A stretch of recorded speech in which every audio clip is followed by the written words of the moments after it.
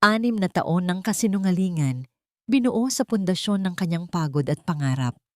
Habang si Leah ay nagpapakahirap sa pagbuo ng kanilang kinabukasan, sa kanyang likuran, ang asawa niyang si Ricardo at ang kabit nitong si Isabel ay walang habas na nilalamutak ang lahat.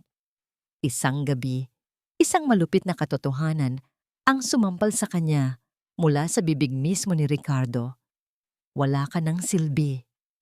Ngunit sa pagbagsak ng kanyang mundo, isang reyna ang muling isinilang mula sa abo. At sa gitna ng kadiliman, isang anino ang matagal nang nagmamasid, naghihintay na iabot ang kanyang kamay. Paano niya babawiin ang lahat ng inagaw sa kanya? Ricardo, anak, siguraduhin mong walang matitira sa babaeng yan. Baog na, walang kwenta pa sa kama. Ang mga salita ay tumusok sa hangin na parang mga oyesa ng yelo, dumiretso mula sa silid-aklatan patungo sa kusina kung saan abala si Leah sa paghahalo ng paboritong adobo ng kanyang asawa. Ang mayaman at mabangong amoy ng bawang, paminta at tuyo na dahan-dahang kumakapit sa malambot na karne ay tila nawalan ng lahat ng init. Ang sandok na hawak niya, na ilang sandali lang ang nakalipas ay magaan at puno ng pagmamahal, ay biglang bumigat na parang tingga sa kanyang mga kamay. Nahinto ang kanyang paghinga at naramdaman niya ang unti-unting panlalamig na gumapang mula sa kanyang mga daliri, paakyat sa kanyang mga braso hanggang sa manigas ang kanyang puso sa loob ng kanyang dibdib. 6 na taon. 6 na taon ng kanyang buhay ang ibinuhos niya sa pamilyang iyon, sa lalaking iyon. Ang bawat sentimong kinikita niya mula sa kanyang matagumpay na karera bilang isang financial analyst ay napupunta sa pagpapatayo ng kanilang pangarap na bahay, sa pagsuporta sa maluho at walang katapusang pangangailangan ng kanyang biyenan na si Doña Carmen, at sa pagpondo sa negosyo ni Ricardo na palaging nasa bingit ng pagkalugi. Ginawa niya ang lahat. Isinakripisyo niya ang lahat. At ito ang kanyang kapalit. Ilang minuto siyang nanatiling hindi gumagalaw, isang estatwa sa gitna ng kanyang sariling kusina, habang ang mga salitang iyon, mga salitang binitiwan ng ina ng kanyang asawa, ay umuulit-ulit sa kanyang isipan na parang sirang plaka, baog, walang kwenta.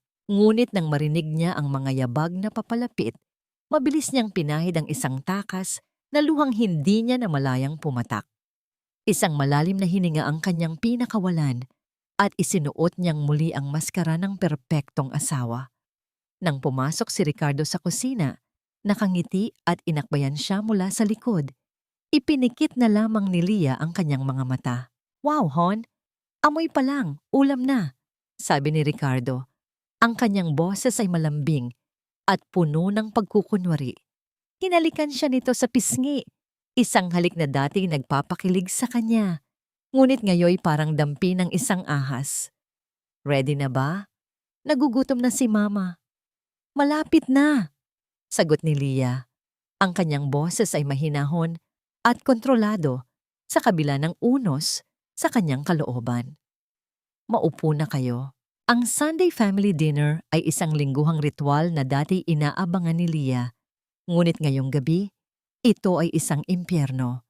Nakaupo siya sa kabisera ng mahabang mesa na gawa sa mahogany. Pinagmamasdan ang 2 taong pinakamahalaga sana sa kanya habang nilalamon ang pagkaing inihanda niya ng may pagmamahal.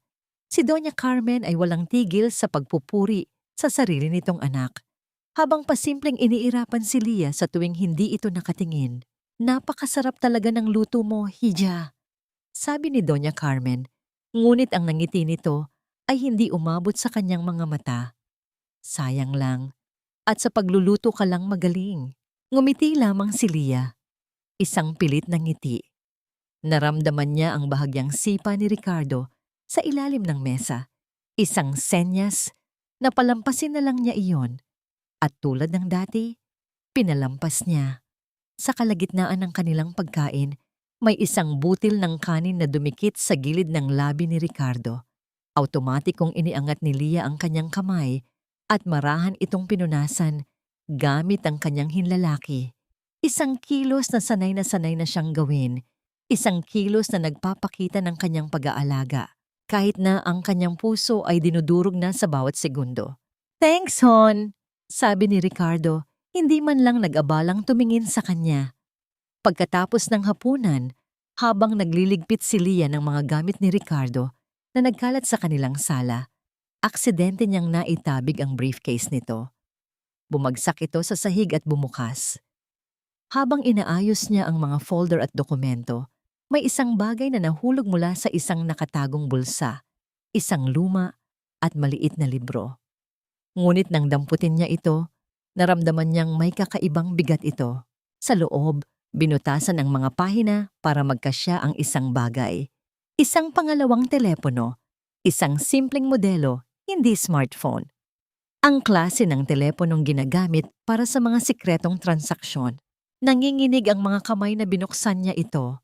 Walang password. Ang inbox ay puno ng mga mensahe mula sa iisang pangalan. Isabel, ang assistant ni Ricardo. Ang mga salita ay parang lason na unti-unting kumalat sa kanyang sistema. Mga pangako ng pag-ibig, mga detalye ng kanilang mga tagpuan, mga larawang magpapatunay sa lahat. Ito na sana ang pinakamasakit na bahagi, ang sampal ng katotohanan. Ngunit may mas malala pa. Habang ini-scroll niya ang mga mensahe, isang email notification ang nakita niya. Binuksan niya ito. Isang mahabang thread sa pagitan ni Ricardo at ng kanilang abogado, si Attorney Mendoza. Ang subject, project annulment at asset liquidation. Doon, sa itim at puti, nakadetalye ang buong plano.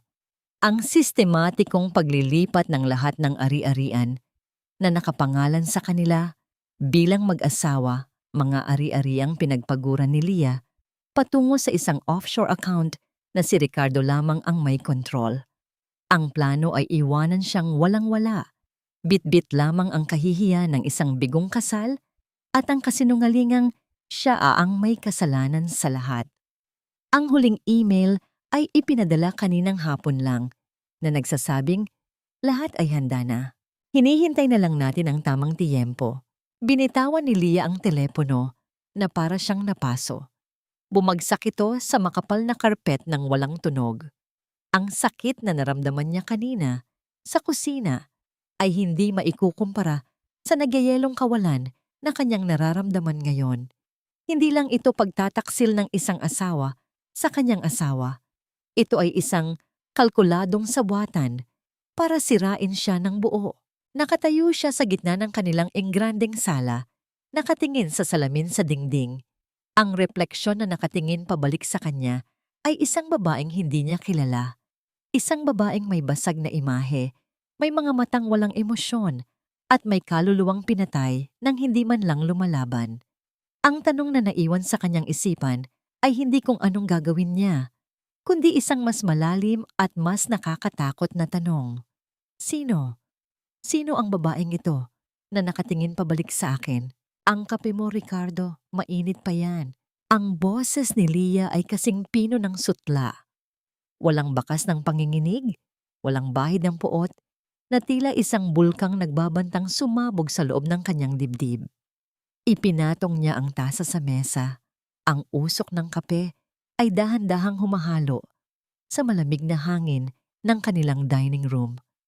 Pinagmasdan niya ang kanyang asawa, ang lalaking 6 na taon niyang niyakap sa pagtulog, ang lalaking ipinagkatiwalaan niya ng kanyang buhay, habang ito ay abala sa pagbabasa ng mga balita sa kanyang tablet.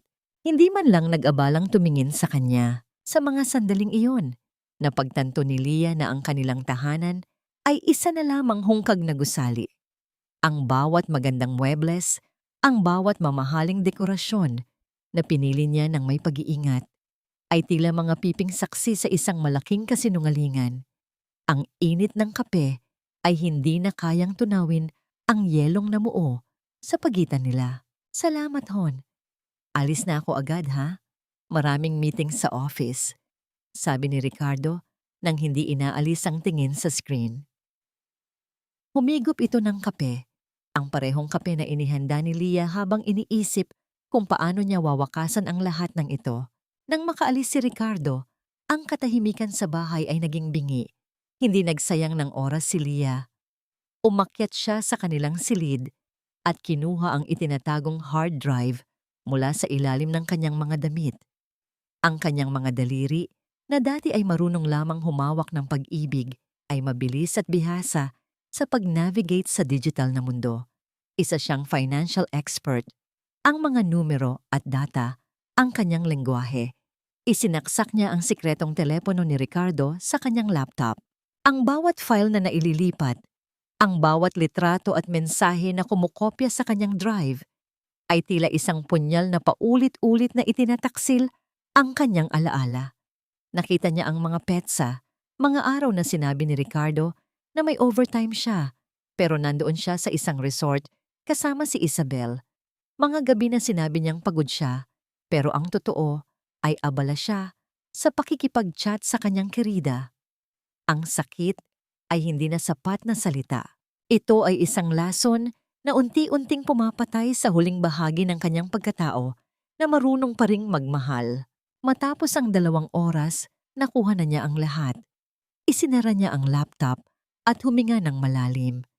Kailangan niya ng tulong, ngunit hindi sa kung sino-sino lang. Kinuha niya ang kanyang bag at lumabas ng bahay. Iniwan ang lahat ng alaala ng kanyang pagiging biktima sa loob ng 4 na sulok ng mansyong yon. Sa isang maliit at tahimik na kafe sa dulo ng isang kalsada sa Makati, malayo sa mga mata ng mga kakilala, naupo si Leah sa isang sulok. Ang sikat ng araw sa labas ay tila nanununtok sa kanyang paningin, masyadong maliwanag para sa kadilimang nararamdaman niya. Nakatitig siya sa labas ng bintana, pinapanood ang mga taong nagmamadali sa kanilang mga buhay. Iniisip kung ilan sa kanila ang may bitbit ding lihim na sugat na katulad ng sa kanya. Hindi niya namalayan ang paglapit ng isang anino hanggang sa makarinig siya ng marahang tunog ng porselana sa ibabaw ng kanyang mesa. Isang tasa ng kapeng barako, itim at matapang ang inilapag doon. Alam kong hindi ka nakatulog ng maayos. Mukhang kailangan mo ng mas matapang na kape kaysa sa iniinom mo sa bahay. Iniangat ni Leah ang kanyang tingin. Si Dante, ang kanyang matalik na kaibigan mula pa noong kolehiyo, ang taong laging nandoon sa mga mahahalagang sandali ng kanyang buhay, kahit na madalas ay nananatili lamang ito sa anino. Ang mga mata ni Dante ay malalim, puno ng isang uri ng pag-unawa na hindi kailangan ng mga salita. Sa tingin pa lang nito, naramdaman ni Leah na tila hubad ang lahat ng kanyang pighati. Dante, anong ginagawa mo rito? Bulong ni Leah, ang kanyang boses ay sa wakas ay nabasag ng bahagya. Naupo si Dante sa kanyang harap. Hindi ito nagtanong ng kamusta ka o anong problema. Sa halip, inabot nito ang isang malinis at puting panyo nang makita ang isang butil ng luhang hindi na napigilang pumatak mula sa mata ni Leah. Nagkataon lang na dumaan ako, pero sa tingin ko, hindi aksidente na nagkita tayo rito. Mahinahong sabi ni Dante. Ang kanyang boses ay parang isang mainit na kumot sa gitna ng bagyo. Leah, matagal na kitang kilala. Alam ko kapag ang ngiti mo ay hanggang labi lang at hindi umaabot sa iyong mga mata. Sabihin mo sa akin, gaano kalalim ang sugat? Napayo ko si Leah. Pinaglalaroan ang panyo ni Dante sa kanyang mga kamay. Ang bawat hibla ng tela ay tila nagdadala ng seguridad na matagal na niyang hinahanap. 6 na taon, Dante. 6 na taon akong naging piringan. Pero ngayon, nakikita ko na ang lahat. At ang masakit, hindi lang ang puso ko ang gusto nilang kunin. Gusto nila akong iwanang walang-wala. Humigpit ang kapit ni Dante sa kanyang sariling tasa. Ang kanyang mga panga ay nagtagis, ngunit nanatili ang kanyang boses sa mahinahong tono. Hinding-hindi ko hahayaang mangyari yan. Alam mo kung sino ako sa buhay mo, Leah. At alam mo rin kung ano ang kaya kong gawin para protektahan ka. Tumingin si Leah sa kanya. Naghahanap ng kasagutan sa mga matang palaging nagbabantay sa kanya mula sa malayo. Sa unang pagkakataon mula kagabi, naramdaman niya ang isang munting kislap ng pag-asa. Hindi na siya nag-iisa sa laban na ito. Dante, Kailangan ko ang mga dokumento ng investment fund, ang lahat ng nakapangalan sa'yo, pero ako ang tunay na nagmamay-ari. Sabi ni Leah, ang kanyang determinasyon ay unti-unting bumabalik. Oras na para bawiin ko ang corona, na ako naman ang nagbayad. Tumango si Dante. Isang seryosong pangako ang nakaukit sa kanyang mukha. Inilapit niya ang kanyang upuan at bumulong. Kung may maitutulong ako, kahit ano, sabihin mo lang. Handa na ang lahat, Leah. Hinihintay ko lang na mapagod ka sa pagtitiis. Ang bawat file sa loob ng hard drive na ito ay parang mga piraso ng aking durog na buhay, Dante. Pero ito rin ang magiging mitya ng kanilang pagbagsak. Inilapag ni Leah ang maliit na itim na aparato. Sa ibabaw ng mesa ang bigat nito ay tila masigit pa sa pisikal na anyo nito. Sa loob ng tahimik at eksklusibong opisina ni Dante, ang hangin ay mabigat sa tensyon at ang amoy ng lumang papel at mamahaling pabango ay humahalo sa bango ng kape. Ang sikat ng hapon na tumatagos sa malalaking bintana ay nagbibigay ng mahabang anino sa sahig. Tila iginuguhit ang madilim na landas na tatahakin nila. Binuksan ni Dante ang kanyang laptop. Ang mahinang tunog ng pagpindot niya sa mga keyboard ay ang tanging ingay na bumabasag sa katahimikan. Nang lumitaw ang mga dokumento sa screen, ang mga mata ni Dante ay nanatiling seryoso. Binasa niya ang bawat email, bawat transaksyon, at bawat bastos na mensahe mula kay Ricardo at Isabel. Hindi lang ito simpleng pambababae, Leah. Bulong ni Dante. Ang kanyang boses ay may bahid ng puot. Napilit niyang tinitimpi. Ito ay pandaraya sa kumpanya. Nilulustay ni Ricardo ang pondo ng Velasquez Corporation para sa pansarili niyang luho at para sa babaeng ito. At ang mas malala, ang nanay niya. Alam niya ang lahat. Tumango si Leah. Ang kanyang mga kamay ay mahigpit na nakakapit sa laylayan ng kanyang suot na blusa. 6 na taon akong nagpakaalipin sa utang na loob na kailanman ay hindi ko naman dapat binayaran, Dante. Sabi nila, niligtas nila ako noong bago pa lang ako sa karir ko. Pero ang totoo, ako ang bumuhay sa kanila. Dahan-dahang humarap si Dante sa kanya. Isang misteryosong kislap ang dumaan sa kanyang mga mata. Panahon na para malaman mo ang katotohanang matagal ko nang itinatago sa'yo dahil naisip kong hindi mo pa kayang tanggapin noon. Pero ngayon, nakikita ko na ang apoy sa iyong mga mata. Iniharap ni Dante ang laptop kay Leah at may binuksang isang folder na may pangalang Vanguard Holdings. 5 taon na ang nakalipas. Nang malapit nang malugi ang kumpanya ni Ricardo, lumapit ka sa akin para humingi ng tulong. Ginamit natin ang pera mula sa inheritance ng iyong ina para bumuo ng isang investment fund. Ipinangalan mo ito sa akin para hindi malaman ni Ricardo na ikaw ang nagliligtas sa kanya. Paliwanag ni Dante. Ang iniisip ni Ricardo na angel investor na nagmamay-ari ng 40% ng kanyang kumpanya? Hindi ako yun, Leah. Ikaw yun. Literal na napatigil ang mundo ni Leah. Ang kanyang puso ay tumibok ng mabilis. Isang halo ng gulat at isang nakakalasing na pakiramdam ng kapangyarihan. Ibig mong sabihin, ako ang may hawak ng leeg niya sa lahat ng oras na ito? Higit pa doon, sagot ni Dante. Dahil sa mga maling desisyon niya at sa mga karagdagang investment na ipinasok ko gamit ang iyong pondo, ang Vanguard Holdings na ang may control sa majority ng shares, Leah, sa isang kumpas ng iyong daliri. Maaari mong tanggalin si Ricardo sa sarili niyang upuan. Isang malamig na ngiti ang unti-unting sumilay sa mga labi ni Leah. Hindi ito ang nangiti ng isang biktima, kundi ang nangiti ng isang reyna na nahanap ang kanyang nawawalang korona. Kinuha ni Dante ang isang piraso ng tissue mula sa gilid ng kanyang mesa.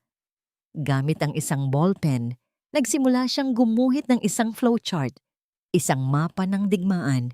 Ipinakita niya ang bawat kahinaan ni Ricardo, ang bawat koneksyon na kailangang putulin, at ang bawat kakampi na kailangan nilang makuha sa board of directors.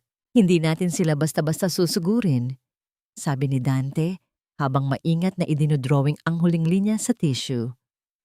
Gagawa tayo ng isang corporate execution. Hahayaan nating isipin ni Ricardo na panalo na siya, na nakuha na niya ang lahat ng gusto niya, bago natin hilahin ang sahig sa ilalim ng kanyang mga paa. Pinagmasdan ni Leah ang flowchart sa tissue. Ang simple at hamak na papel na yon ay naglalaman ng kanyang kalayaan. Sino sa board ang maaari nating pagkatiwalaan, Dante? Alam kong hawak ni Doña Carmen ang ilan sa kanila sa pamamagitan ng pananakot. May dalawa tayong sigurado, pero kailangan nating mag-ingat, sagot ni Dante. Ang pader ay may tainga.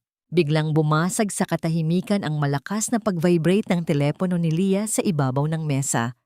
Ang pangalang lumitaw sa screen ay nagpatigas sa kanyang mukha.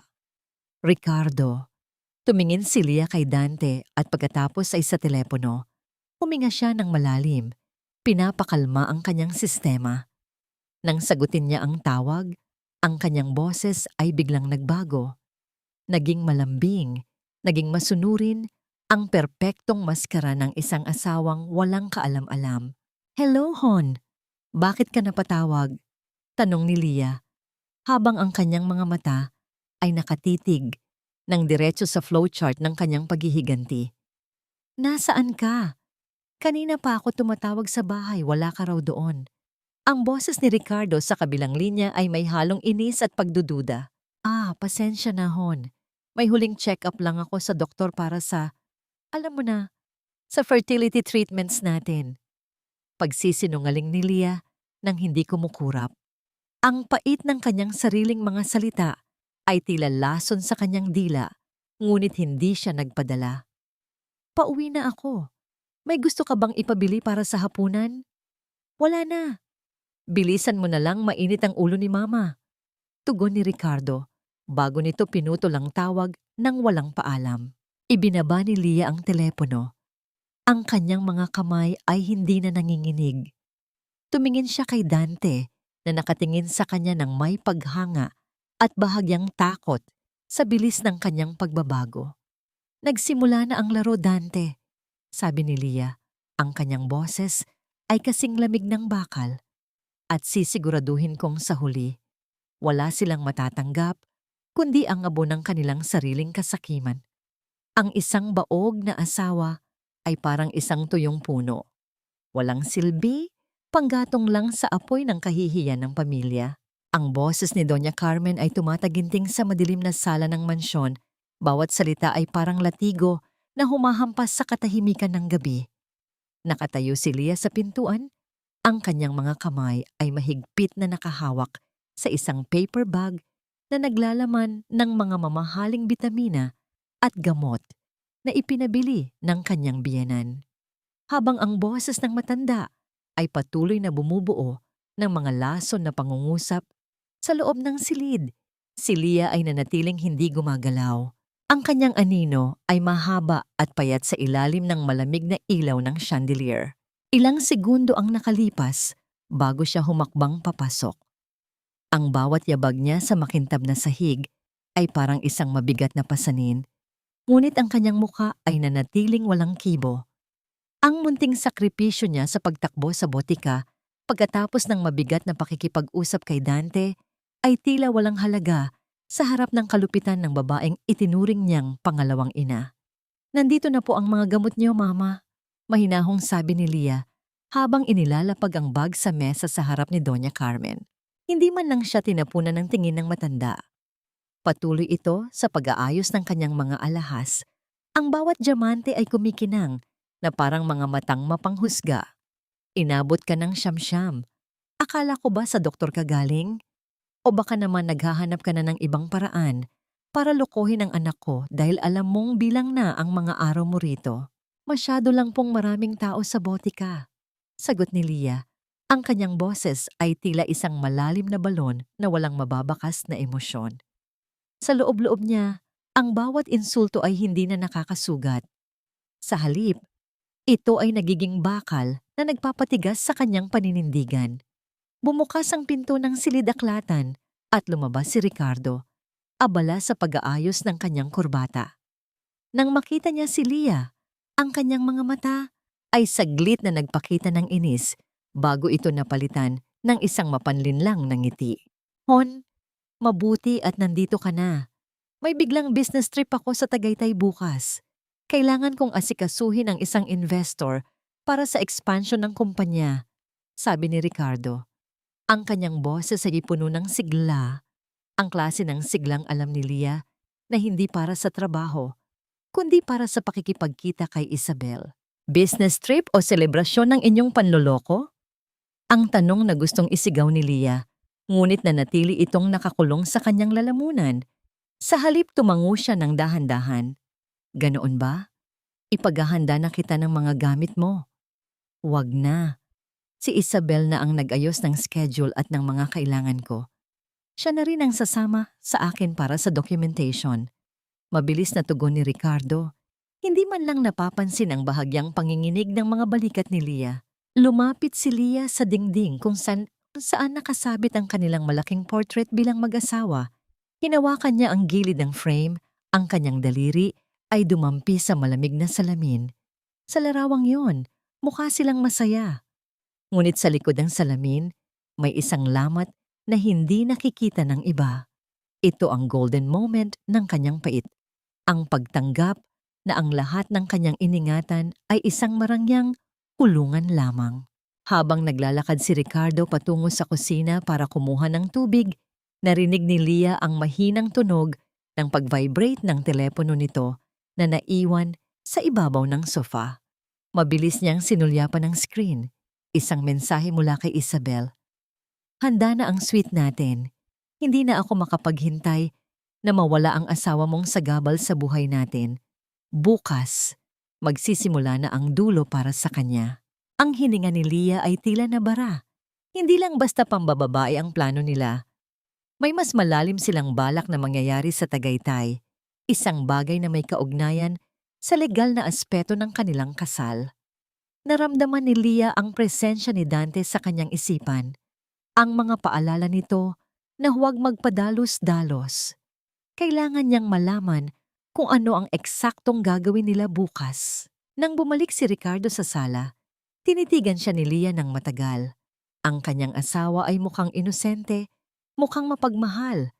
Ngunit sa likod ng mga matang yon ay isang halimaw na handang lamunin ang kanyang buong pagkatao. Ricardo, tawag ni Leah. Ang kanyang boses ay kasing lamig ng gabi. Bakit, Hon?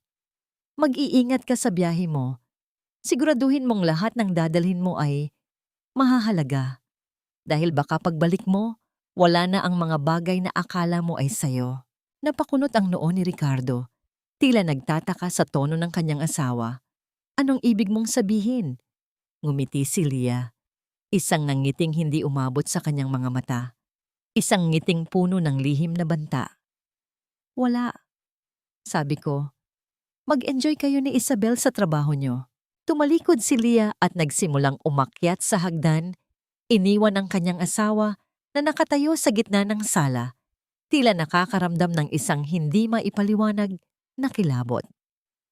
Ngunit ang mas malaking kilabot ay naghihintay kay Leah sa itaas. Pagpasok niya sa kanilang kwarto, nakita niyang bukas ang kanyang vault. Ang vault kung saan nakatago ang mga orihinal na titulo ng lupa na pamana ng kanyang mga magulang. At ang vault ay walang laman. Huwag mong hanapin ang mga bagay na hindi mo napag-aari, Leah. Isipin mo na lang na iyon ang huling ambag mo sa pamilyang nagbigay sa iyo ng dangal. Ang boses ni Ricardo ay nanggaling sa likuran ni Leah malamig at walang bahid ng pagsisisi. Dahan-dahang lumingon si Leah, ang kanyang mga kamay ay nakalapat pa rin sa malamig na bakal ng bukas na vault. Ang espasyong dapat ay kinaroroonan ng mga titulo ng lupa at mga alahas na pamana ng kanyang yumaong ina ay wala ng laman, kundi alikabok at ang malamig na hangin ng aircon sa silid. Ang bawat papel na naroon ay hindi lang basta ari-arian. Iyon ang huling piraso ng kanyang pagkatao bago siya naging isang Velasquez. Nasaan ang mga titulo, Ricardo? Nasaan ang mga huling alaala ng mga magulang ko? Ang boses ni Leah ay halos pabulong, ngunit bawat salita ay may bigat ng isang naghihingalong hiling. Inayos ni Ricardo ang kanyang mamahaling relo. Ang kanyang mukha ay puno ng pagkainip. Ginamit ko bilang collateral. Kailangan ng kumpanya ng mabilis na pondo para sa expansion na inaasikaso namin ni Isabel. Huwag kang mag-alala. Mababayaran din iyon. Pero sa ngayon, kailangan mong tanggapin na ang lahat ng sayo ay sa akin na rin. Isang matalim na sakit ang gumuhit sa dibdib ni Leah. Tila isang laso na dahan-dahang kumikitil sa kanyang hininga. Ang katotohanan ay mas masakit pa sa pambababae ni Ricardo. Ninakawan siya ng kanyang asawa sa loob ng sarili niyang tahanan. Ang bawat sakripisyo niya, ang bawat gabing hindi siya natulog para balansihin ang mga libro ng kumpanya, ay nauwi lang sa ganito. Isang pagtatraidor na walang hangganan. Hindi sumigaw si Leah. Hindi niya sinugod si Ricardo.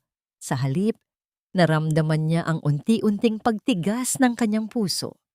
Ang bawat luha na dapat ay papatak ay tila naging bato sa loob ng kanyang mga mata. Tumingin siya sa kanyang mga kamay. Ang mga kamay na nag-alaga kay Ricardo. Ang mga kamay na nagluto, naglinis, at nagtrabaho para sa pamilyang ito. Ngayon, ang mga kamay na ito ay walang hawak kundi ang kawalan. Collateral, ulit ni Leah ang kanyang boses, ay naging kasing lamig ng bakal ng vault. Collateral para sa isang buhay na hindi mo naman kayang panindigan. Tumigil ka na sa drama, Leah. Aalis na kami bukas ng madaling araw patungong Tagaytay. Ayusin mo ang sarili mo at huwag mo akong bibigyan ng problema habang wala ako. Huling sabi ni Ricardo bago siya lumabas ng silid. Iniwan ang pinto na dahan-dahang sumasara na lumikha ng isang mahina ngunit pinal na tunog ng pagtatapos. Nang matiyak ni Leah na wala na si Ricardo sa paligid, kinuha niya ang kanyang telepono. Nanginginig ang kanyang mga daliri habang dinidiyal ang numero ni Dante. Sa bawat ring, ang tibok ng kanyang puso ay tila nakikipagkarera sa oras. Dante, kinuha niya ang mga titulo, bungad ni Leah sa sandaling sagutin ang tawag. Ang kanyang boses ay basag, puno ng desperasyon. Alam ko, nakita ko ang pagpasok ng mga bagong dokumento sa system ng bangko kanina. Leah, hindi lang sila basta magtatatagaytay para sa business trip. Ang boses ni Dante ay seryoso, puno ng awtoridad at pag-aalala. May appointment sila sa isang notaryo publiko sa Tagaytay bukas ng 10:00 ng umaga. Plano nilang ilipat ang ownership ng mga lupain mo sa pangalan ni Isabel bilang bahagi ng isang settlement na kunwari ay para sa kumpanya. Napaupo si Leah sa gilid ng kama. Ang kanyang mundo ay tila umiikot. Ganon na ba sila kadesperado? Na pati ang nakaraan ko ay kukunin nila? Leah, pakinggan mo ako. Diin ni Dante. Ito na ang pagkakataon natin. Kung mahuhuli natin sila sa akto na pinifake ang pirma mo o ginagamit ang mga dokumentong yon nang walang pahintulot mo, hindi lang pambababae ang ikakaso natin. Ito ay plunder at qualified theft. Pero kailangan mong maging matapang. Kailangan nating pumunta sa Tagaytay. Tumingin si Leah sa bintana. Ang ulan ay nagsisimulang pumatak sa salamin. Ang bawat patak ay tila mga luhang hindi mailabas ng langit.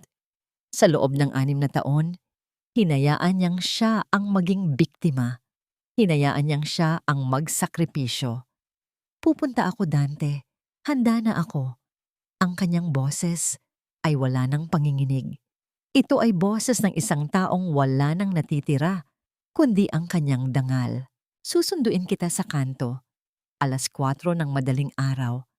Huwag kang magdadala ng maraming gamit. Ang kailangan mo lang ay ang iyong sarili. Sagot ni Dante.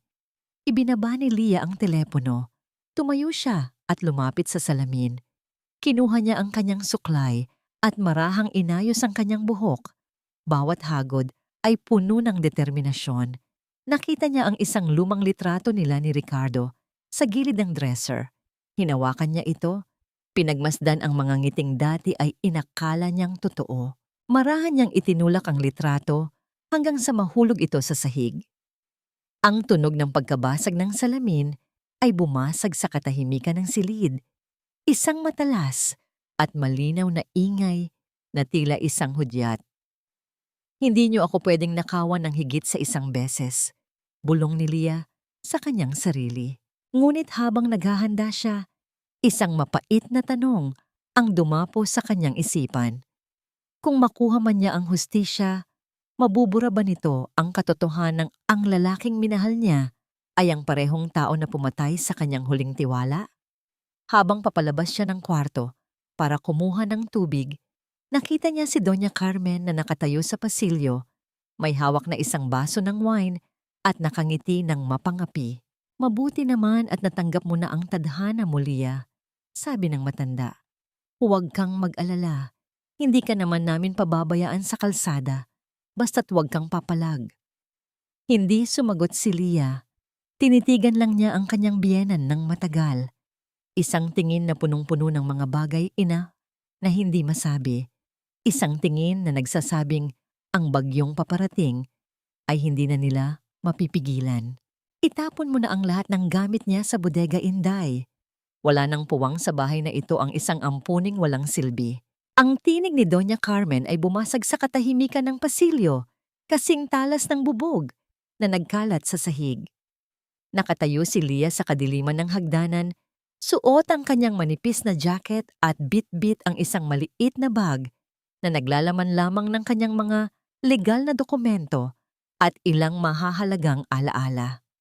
Habang naririnig niya ang pagkaladkad ng kanyang mga maleta patungo sa madilim na storage room, bawat kalabog ng mga gamit niya sa sahig ay tila isang pako na ibinabaon sa kanyang kabaong.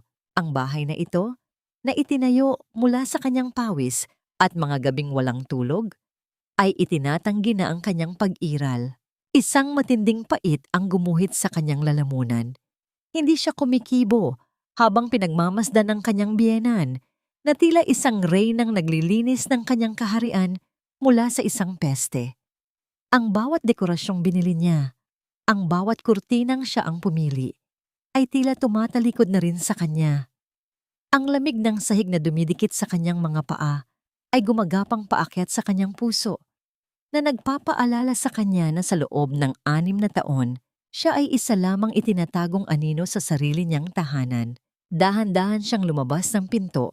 Ang tunog ng pagsasara nito ay tila isang pinal na hatol. Sa labas, ang madaling araw ay balot ng makapal na hamog, kasing labo ng kanyang hinaharap. Ngunit sa dulo ng kanto, nakaparada ang isang pamilyar na sasakyan. Ang mahinang ugong ng makina ay tila isang tibok ng puso sa gitna ng katahimikan. Bumukas ang pinto at lumabas si Dante. Ang kanyang mukha ay seryoso, ngunit ang kanyang mga mata ay naglalabas ng init na tila tumutunaw sa yelo sa sistema ni Leah. Hindi ito nagsalita. Sa halip ay mabilis itong lumapit at kinuha ang bag na dala niya. Malamig ang madaling araw, Leah. Pumasok ka na sa loob, mahinahong sabi ni Dante. Nang makita nitong nanginginig ang mga balikat ni Leah, kinuha ni Dante ang isang makapal na shawl mula sa likod ng sasakyan at maingat na ipinatong ito sa kanyang mga balikat. Ang golden moment na ito, ang simpleng pag-aalaga na hindi kailanman nagawa ni Ricardo, ay nagpadaloy ng mga luhang matagal na niyang pinipigilan. Salamat, Dante. Salamat sa hindi pag-iwan sa akin. Bulong ni Leah habang nakasandal ang kanyang ulo sa malamig na bintana ng sasakyan habang binabaybay nila ang madilim na daan patungong Tagaytay. Hinding-hindi kita iiwan, Leah. Alam mo yan? Tugon ni Dante, ang kanyang mga kamay ay mahigpit, ngunit kalmado sa manibela. Pagdating nila sa Tagaytay, ang paligid ay balot ng puting hamog. Ang lamig ay nanunuot sa buto, ngunit ang tensyon sa loob ng sasakyan ay mas matindi pa kaysa sa panahon sa labas. Huminto sila sa tapat ng isang maliit at lumang gusali kung saan matatagpuan ang opisina ng isang notaryo publiko. Mula sa malayo, nakita ni Leah ang pamilyar na puting SUV ni Ricardo. Sa loob ng opisina, sa pamamagitan ng malaking bintana, malinaw na nakikita ni Leah ang kanyang asawa. Si Ricardo, ay nakaupo sa tabi ni Isabel na suot ang isang pulang dress na tila nanunukso sa paligid. Nagtatawanan sila habang may pinipirmahang mga dokumento. Ang bawat tawa ni Isabel ay parang tunog ng kuko na kumakalmot sa kaluluwa ni Leah. Nakita niya ang pag-abot ni Ricardo ng isang pluma kay Isabel at ang paraan ng paghawak nito sa kamay ng babae ay puno ng pagmamahal. Isang uri ng pagmamahal na matagal nang ipinagkait sa kanya. Tingnan mo sila, Dante. Para silang mga buwitreng nagpipista sa bangkay ng aking mga pangarap. Sabi ni Leah, ang kanyang boses ay puno ng puot. Hayaan mo silang magdiwang sa ngayon, Leah, dahil hindi nila alam ang bawat pirma na inilalagay nila sa mga papel na yon ay ebidensya ng kanilang sariling pagkakakulong. Paalala ni Dante habang inihahanda ang kanyang kamera para kunan ng larawan ang transaksyon. Ngunit habang tinitingnan ni Leah ang mga dokumento mula sa malayo, napansin niya ang isang pamilyar na selyo. Hindi lang ito transfer of title. May isa pang dokumentong inilapag ang abogado. Isang dokumentong may kulay asul na folder. Naramdaman ni Leah ang pagtigil ng kanyang mundo. Ang asul na folder na yon ay ang orihinal na last will and testament ng kanyang ama na inakala niyang nawala sa isang sunog ilang taon na ang nakalipas. Paanong napunta yon sa kamay ni Ricardo? At bakit ito naroroon sa Tagaytay? Dante? Ang folder na yon. Kailangan nating makuha ang folder na yon. Ang boses ni Leah ay naging desperado. Nandoon ang lahat. Ang lahat ng sikreto ng pamilya ko na hindi ko kailanman nalaman. Eksaktong sa sandaling iyon, tumingin si Ricardo sa direksyon ng kanilang sasakyan. Ang kanyang mga mata ay nanliit, tila nakaramdam ng presensya ng isang taong nagmamasid. Hinawakan niya ang braso ni Isabel at mabilis na kinuha ang mga dokumento bago tumayo. Dante, paalis na sila! Sigaw ni Leah. Ngunit bago pa man makakilos si Dante, isang itim na sasakyan ang humarang sa kanilang daan at mula rito ay lumabas ang dalawang lalaking nakasuit na may mga mukhang hindi magdadalawang isip na gumamit ng dahas. Sino ang mga taong ito at bakit tila alam nila na darating si Leah? Huwag kang titingin sa kanila, Leah. Manatili ka lang sa loob at huwag mong bibitawan ang lock ng pinto. Ang boses ni Dante ay mababa at mariin, kasing lamig ng hamog na bumabalot sa paligid ng sasakyan. Ramdam ni Leah ang paghinto ng kanyang hininga habang pinagmamasdan ang dalawang lalaking dahan-dahang lumalapit sa kanilang bintana. Ang kanilang mga mukha ay walang emosyon, tila mga ribultong gawa sa bato, ngunit ang kanilang mga mata ay may talim na nagbabanta. Sa kabilang dako, nakita ni Leah ang puting SUV ni Ricardo na mabilis na humaharurot palayo. Bit-bit ang asul na folder na naglalaman ng kanyang nakaraan. Isang matinding panginginig ang gumapang sa mga kamay ni Leah. Sa loob ng 6 na taon, ang tanging takot na alam niya ay ang takot na hindi siya sapat para sa kanyang asawa, ang takot na mabigo sa mga mata ni Doña Carmen. Ngunit ang takot na nararamdaman niya ngayon ay iba. Ito ay takot para sa kanyang buhay, takot na ang katotohanan ay tuluyan ng malibing sa ilalim ng lupang kinatatayuan niya. Ang bawat tibok ng kanyang puso ay parang martilyo na humahampas sa kanyang dibdib, sumasabay sa mahinang tunog ng mga yabag sa labas ng sasakyan. Kumatok ang isa sa mga lalaki sa bintana. Ang tunog ng suot nitong sing-sing na tumatama sa salamin ay tila isang hudyat ng kamatayan sa pandinig ni Leah. Attorney Mendoza wants to have a word with you, Mrs. Velasquez, sabi ng lalaki. Ang boses nito ay parang gasgas na plaka. Huwag na nating pahirapan ang sitwasyon. Ibigay mo lang ang hard drive na kinuha mo at walang masasaktan. Lumingon si Leah kay Dante. Ang kanyang mga mata ay nanlalaki sa gulat. Paano nila nalaman ang tungkol sa hard drive? Iisa lang ang ibig sabihin nito. May traidor sa loob ng kumpanya na nakakaalam ng bawat kilos niya. O baka naman mas matalino si Ricardo kaysa sa inakala niya. Wala kaming ibibigay sa inyo, sagot ni Dante habang dahan-dahang inilalagay ang sasakyan sa reverse.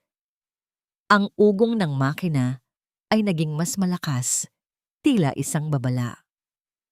Sabihin niyo kay Carmen, hindi na kami ang mga taong madali niyang takutin. Sa isang mabilis na kumpas na paatras ni Dante ang sasakyan, ang mga gulong ay lumikha ng isang matinis na tunog sa basang kalsada habang mabilis silang umiwas sa mga lalaki.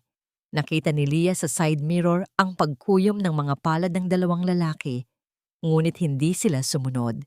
Nanatili lamang silang nakatayo sa gitna ng kalsada, tila mga aninong nilalamon ng hamog. Dante, paano nila nalaman?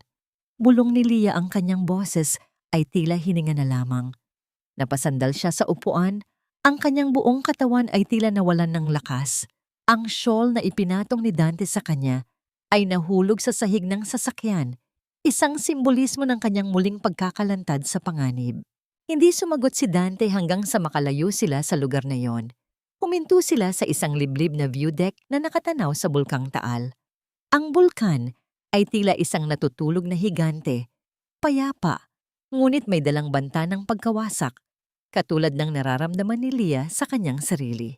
Lumabas si Dante ng sasakyan at pinagbuksan si Leah. Sa ilalim ng malamig na simoy ng hangin ng Tagaytay, hinawakan ni Dante ang magkabilang balikat ni Leah.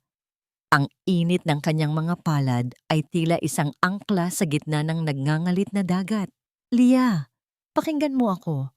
Ang pamilya Velasquez ay hindi lang basta mayaman.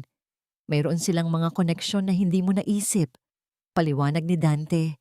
Ang kanyang mga mata ay puno ng pagsisisi. Ang Attorney Mendoza na, siya ang cleaner ni Doña Carmen. Siya ang nagbubura ng lahat ng bakas ng kanilang mga kasalanan.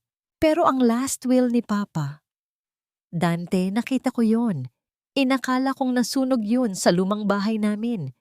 Sabi ni Leah, ang mga luha ay sa wakas ay nagsimulang dumaloy ng tuluyan. Bakit ito itinatago ni Ricardo?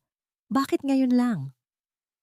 Dahil ang last will na, yun ang huling hadlang para makuha nila ng buo ang Vanguard Holdings. Sagot ni Dante.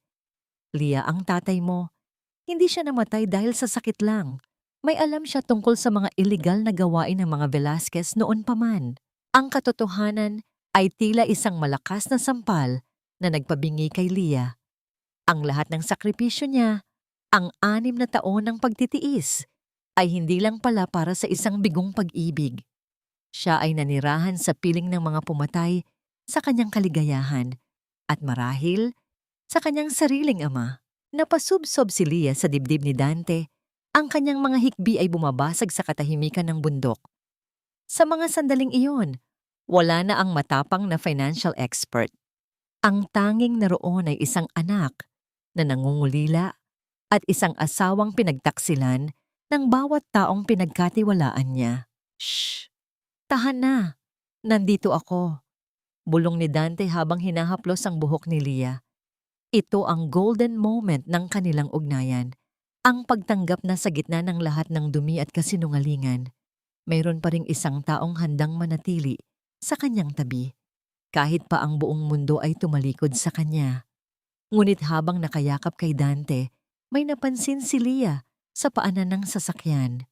Isang maliit na itim na bagay na nakadikit sa ilalim ng chassis. Isang tracking device. Hindi lang sila pinagmamasdan, sinusundan sila sa bawat segundo.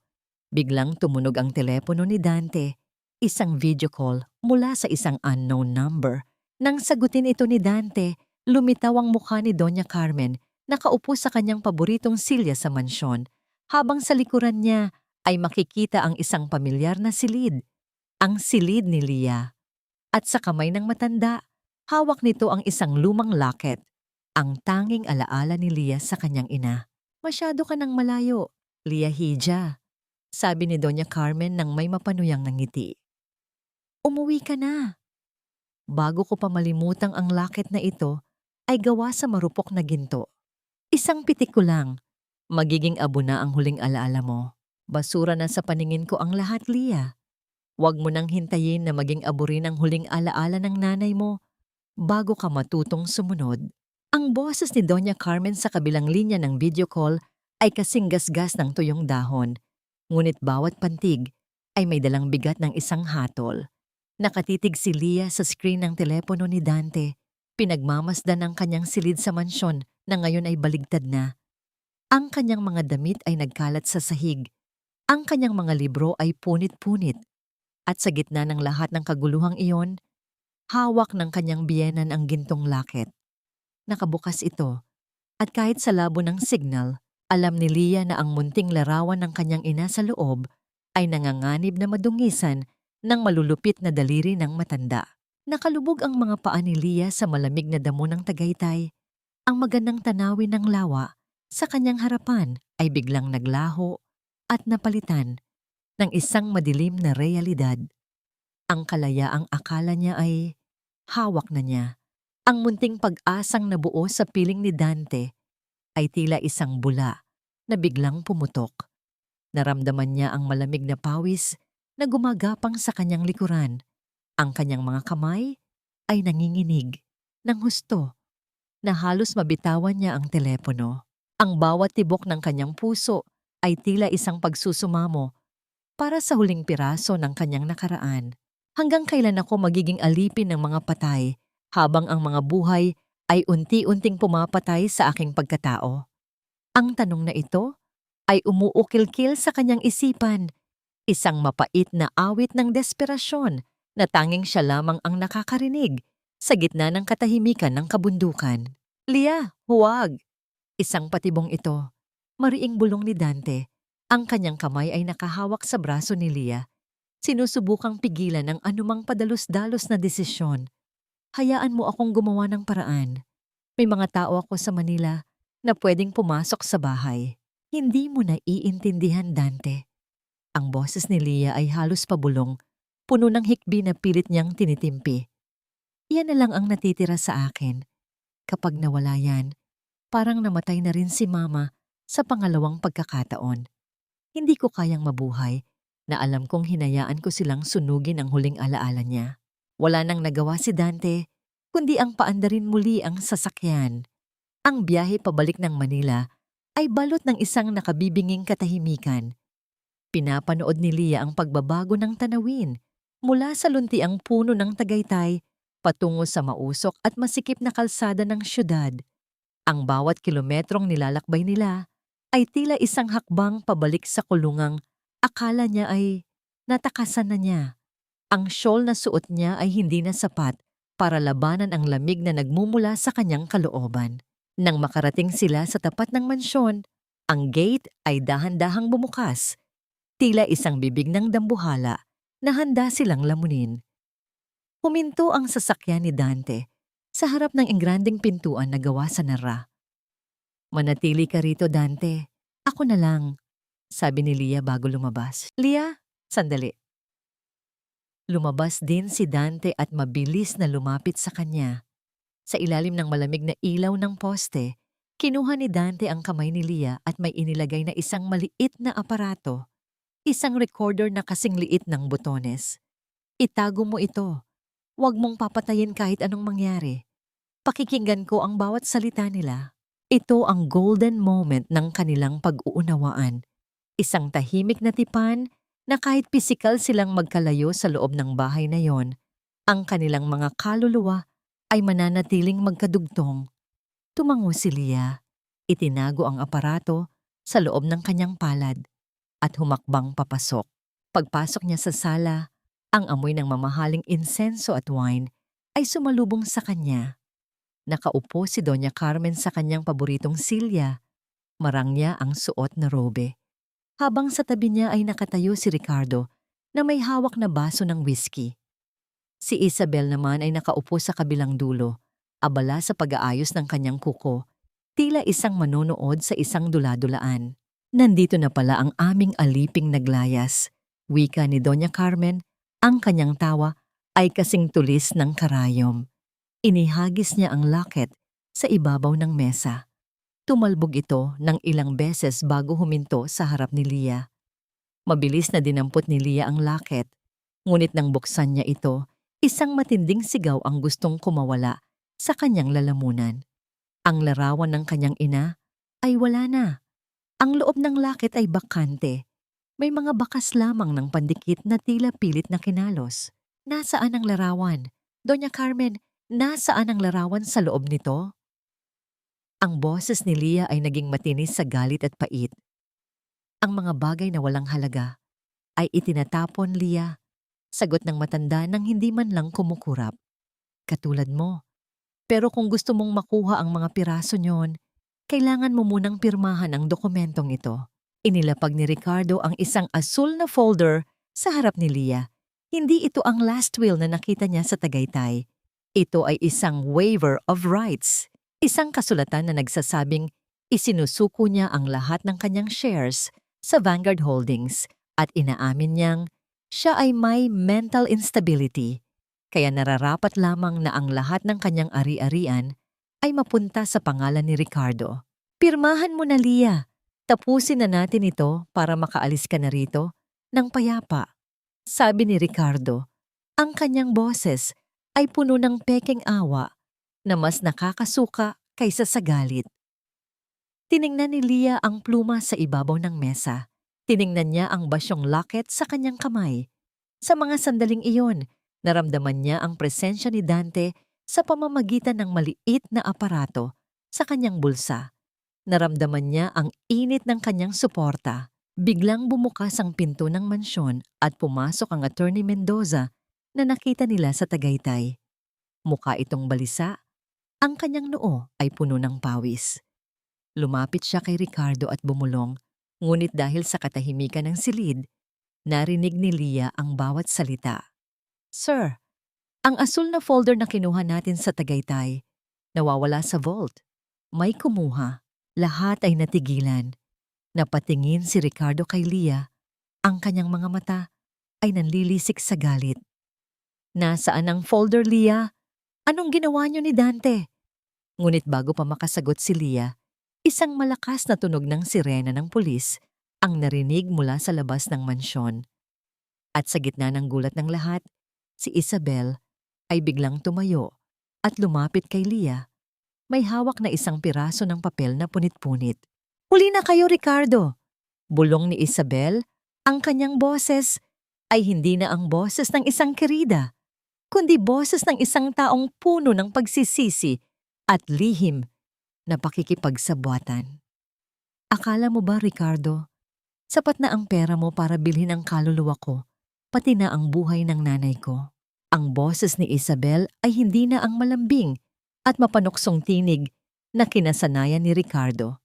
Ito ay tuyo, puno ng puot, at may talim na tila kayang humiwa sa makapal na usok ng sigarilyo sa loob ng sala. Nakatayo siya sa harap ni Lia. Ang kanyang likuran ay nagsisilbing pader laban sa mga Velasquez. Ang punit-punit na papel sa kanyang kamay ay ang larawan ng ina ni Lia, ang larawang inakala ni Doña Carmen na tuluyan na niyang naisama sa basura, ngunit lihim palang sinagip ni Isabel mula sa pagkakaabo. Napatitig si Lia sa mga kamay ni Isabel. Ang bawat piraso ng larawan na dahan-dahang inilalagay ng babae sa kanyang palad ay tila mga bubog na bumabaon sa kanyang puso, ngunit may dalang kakaibang lunas. Ang golden moment na ito, ang pagtatagpo ng mga daliri ng dalawang babaeng kapwa biktima ng kasalanan ng iisang lalaki, ay lumikha ng isang tahimik na kasunduan sa gitna ng digmaan. Sa mga mata ni Isabel, nakita ni Lia ang parehong uri ng pagod, ang parehong uri ng sugat na matagal na ring itinatago sa likod ng makapal na makeup at mamahaling alahas. Anong kahibangan ito, Isabel? Sigaw ni Ricardo. Ang kanyang mukha ay naging kasing pula ng alak na hawak niya. Matapos ang lahat ng ibinigay ko sa'yo, matapos kitang hanguin sa hirap, o itali sa isang kasalanang hindi ko naman ginusto. Tugon ni Isabel, ang kanyang mga mata ay nanlilisik habang nakatingin sa kanyang dating mangingibig. Ginamit mo ang sakit ng nanay ko para gawin akong kasangkapan sa pananakaw mo kay Lia. Pero hindi mo alam, mas matimbang ang bigat ng konsensya kaysa sa bigat ng pitaka mo. Kasabay ng kanyang mga salita, ang malalakas na yabag ng mga sapatos sa labas ay naging mas malinaw. Ang pintuan ng mansyon ay bumukas ng marahas, ngunit walang tunog ng pagkasira, tanging ang maringal na pagpasok ng katarungan. Pumasok ang mga operatiba ng pulisya, kasunod si Dante. Ang kanyang presensya ay tila isang malakas na bugso ng hangin na nagpatahimik sa lahat ng ingay sa loob ng silid. Mabilis na lumapit si Dante kay Leah. Ang kanyang mga mata ay puno ng pag-aalala habang sinusuri ang bawat galaw nito. Ayos ka lang ba? Narinig ko ang lahat. Tumango si Leah. Ang kanyang mga kamay ay mahigpit na nakakapit sa punit-punit na larawan ng kanyang ina. Nasa akin na ang larawan, Dante. Pero ang asul na folder, nasaan na yon?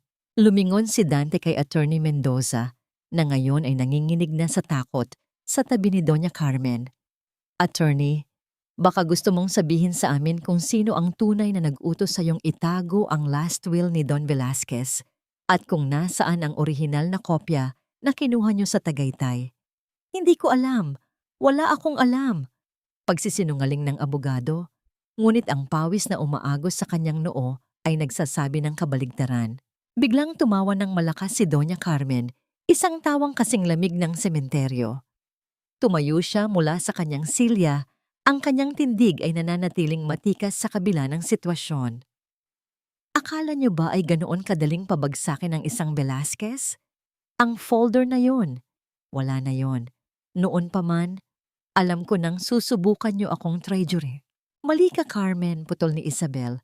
Dahil ang folder na kinuha ni Attorney Mendoza sa vault kanina ay hindi ang orihinal.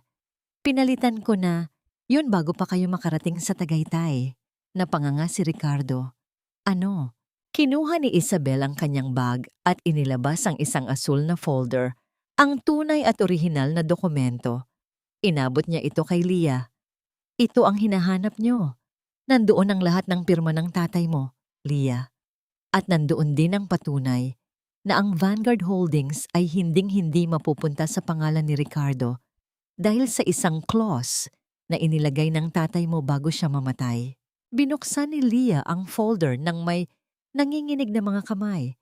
Binasa niya ang huling pahina. Ang bawat salita ay tila isang awit ng paglaya. Ngunit nang makarating siya sa huling bahagi ng testamento, ang kanyang puso ay tila tumigil sa pagtibok. Doon, nakasulat ang isang katotohanang hindi niya kailanman inasahan. Ang Vanguard Holdings ay hindi lang basta investment fund. Ito ay itinatag ng kanyang ama para sa isang layunin, ang bayaran ang lahat ng utang ng pamilya Velasquez kapalit ng kalayaan ni Leah mula sa isang arranged marriage na pinlano noong sanggol pa lamang siya. Ibig sabihin, ang kasal namin ay isang transaksyon lamang. Bulong ni Leah, ang kanyang boses ay puno ng pait. Tumingin siya kay Ricardo na ngayon ay nakayuko na at hindi makatingin sa kanya ng diretso.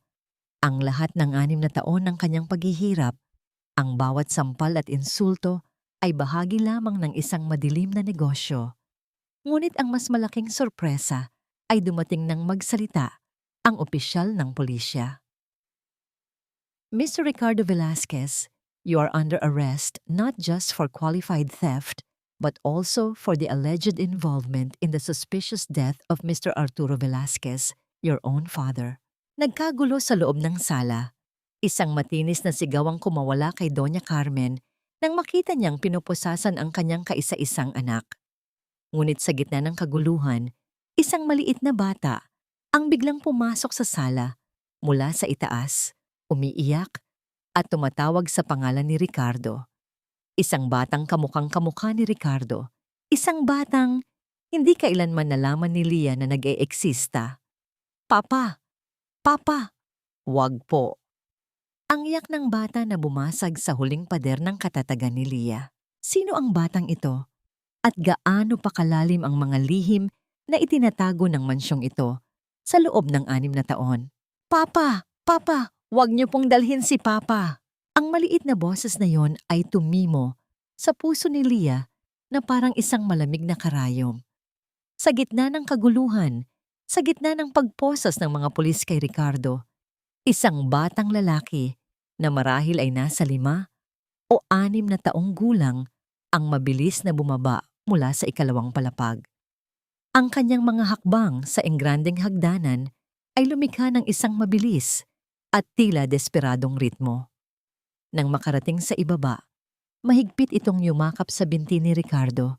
Ang kanyang maliliit na kamay ay pilit na pinipigilan ang paghila ng mga awtoridad sa kanyang ama. Napatitig si Leah. Ang bata ay may kulot na buhok, mga matang kasing itim ng gabi, at isang hugis ng mukha na parang ipininta mula sa hitsura ni Ricardo. Ito ang golden moment ng kanyang pinakamasakit na pagkagising, ang makita ang katibayan ng 6 na taon ng panloloko na humihinga, umiiyak at tumatawag sa asawa niya. Sa loob ng 6 na taon, uminom si Leah ng mga mapapait na gamot, sumailalim sa masakit na mga check-up, at gabi-gabing umiyak dahil sa paniniwalang siya ang may kakulangan, na siya ang baog, ngunit sa harap niya, ang katotohanan ay may mukha at pangalan. Naramdaman ni Leah ang panlalambot ng kanyang mga tuhod. Ang bawat hininga niya ay tila nagiging kristal sa kanyang lalamunan, matalim at mahirap lunukin. Ang mundong pilit niyang binuo mula sa mga piraso ng kanyang pagtitiis ay tuluyan ng naging abo. Ang bawat sakripisyo niya ay hindi lamang napunta sa wala. Ito ay naging pondo para sa isang pamilyang hindi niya alam na kailanman ay nag-e-eksista. Sino siya, Ricardo? Ang boses ni Leah ay halos isang hangin na lamang, puno ng pait at kawalan ng pag-asa. Hindi makasagot si Ricardo. Ang kanyang mukha na dati ay puno ng yabang ay napalitan ng matinding takot at kahihiyan. Ngunit si Doña Carmen, na mabilis na lumapit sa bata at kinalong ito, ang sumagot ng may mapangaping tingin. Siya si Gio, ang tunay na tagapagmana ng mga Velasquez, mariing sabi ng matanda. 6 na taon mo kaming pinahirapan sa pagiging baog mo, Leah. Kaya wag mo kaming sisihin kung gumawa si Ricardo ng paraan para hindi maputol ang aming lahi. Anak siya ni Ricardo, sa kaisa-isang babaeng minahal niya bago ka pa dumating sa buhay namin. Ang bawat salita ni Doña Carmen ay parang mga saksak sa isang sugat na hindi pa humihilom. Lumingon si Leah kay Isabel, na ngayon ay nakatayo sa isang sulok. Ang mga mata ay puno ng awa ngunit hindi makalapit. Alam ba ni Isabel ang tungkol sa batang ito? O pati siya ay naging biktima rin ng mga lihim ni Ricardo? Leah, let's go. Huwag mo nang pakinggan ang mga lason nila, sabi ni Dante habang inilalagay ang kanyang braso sa likuran ni Leah upang alalayan ito. Ramdam ni Dante ang panginginig ng buong katawan ng babae, isang panginginig na nanggagaling sa pinakamalalim na bahagi ng kaluluwa. Hindi, Dante. Kailangan kong malaman. Pagmamatigas ni Leah. Humarap siya kay Ricardo na ngayon ay isinasakay na ng mga pulis. Sino ang nanay niya? Nasaan siya? Isang mapait na tawa ang kumawala kay Ricardo bago siya tuluyang may isakay sa sasakyan. Wala na siya, Leah. Namatay siya noong ipinanganak si Gio. At ikaw ang nagbayad para sa lahat ng hospital bills at para sa pagpapalaki sa kanya nang hindi mo nalalaman. Ang katotohanan iyon, ang huling tulak na nagpabagsak sa kuta ng katatagan ni Leah. Ang pera niyang pinaghirapan, ang pawis at puyat niya sa Vanguard Holdings, ay hindi lang napunta sa luho ni na Ricardo at Isabel. Ito ang nagpalaki sa anak ng kanyang asawa sa ibang babae.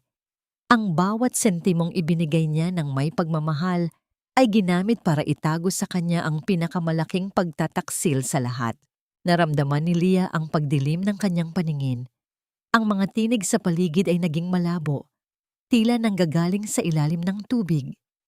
Ang tanging malinaw na nakikita niya ay ang batang si Gio, na ngayon ay karga ni Doña Carmen habang matalim ang tingin sa kanya, tila siya ang kaaway. Ilabas niyo na siya sa bahay na ito, sigaw ni Doña Carmen sa mga natitirang tauhan. Wala ka ng karapatan dito, Leah. Baog, wala kang kwenta. Ngunit bago pa man may makalapit kay Leah, humakbang si Dante sa harap. Ang kanyang tindig ay parang isang matatag na pader.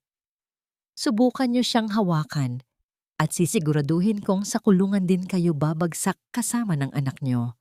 Ang bahay na ito, bukas na bukas din, may court order na para sa foreclosure nito. Dahil lahat ng perang ginamit pambili rito ay galing sa ninakaw niyo sa kumpanya ni Leah. Hinila ni Dante si Leah palabas ng mansyon. Ang sariwang hangin ng gabi ay sumalubong sa kanila, ngunit para kay Leah, ang hangin ay tila lason pa rin. Isinakay siya ni Dante sa sasakyan at mabilis silang lumayo sa lugar na yon. Habang binabaybay nila ang kalsada, nakatitig lang si Leah sa labas ng bintana. Ang mga ilaw ng syudad ay nagmistulang mga bahid ng luha sa kanyang paningin. Sa kanyang kandungan, mahigpit niyang hawak ang asul na folder at ang punit-punit na larawan ng kanyang ina. Tapos na, Dante. Wala na ang lahat, bulong ni Leah. Hindi pa tapos, Leah, sagot ni Dante. Ang kanyang boses ay puno ng determinasyon. Magsisimula pa lang tayong bawiin ang lahat. At sa pagkakataong ito, wala nang lihim na makakapigil sa'yo. Ngunit habang nagmamaneho si Dante, napansin niya ang isang itim na van na kanina pa nakasunod sa kanila mula nang lumabas sila sa subdivision. Nang subukan niyang bilisan ang takbo, bumilis din ang van. Sa isang madilim na bahagi ng highway, biglang binunggo ng van ang likuran ng kanilang sasakyan. Ang matinding pag-alog ng sasakyan ay nagdulot ng malakas na tunog ng pagkiskis ng bakal sa semento. Nawalan ng kontrol si Dante sa manibela. Ang huling nakita ni Leah bago ang lahat ay maging madilim ay ang liwanag ng headlight ng van na papalapit sa kanila at ang malamig na mukha ng driver na pamilyar sa kanya. Hindi ito tauhan ni Ricardo. Ito ay ang lalaking madalas niyang makita sa mga lumang litrato ng kanyang ama. Leah, gumising ka.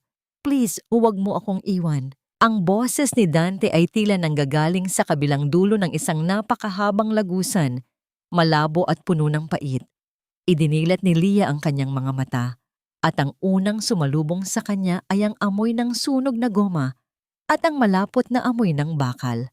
Ang bawat paghinga niya ay parang isang saksak sa kanyang dibdib. Ang hangin ay naging mabigat at mahirap lunukin.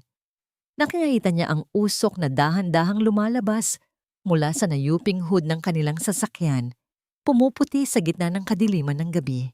Naramdaman ni Leah ang malakas na pintig sa kanyang sentido.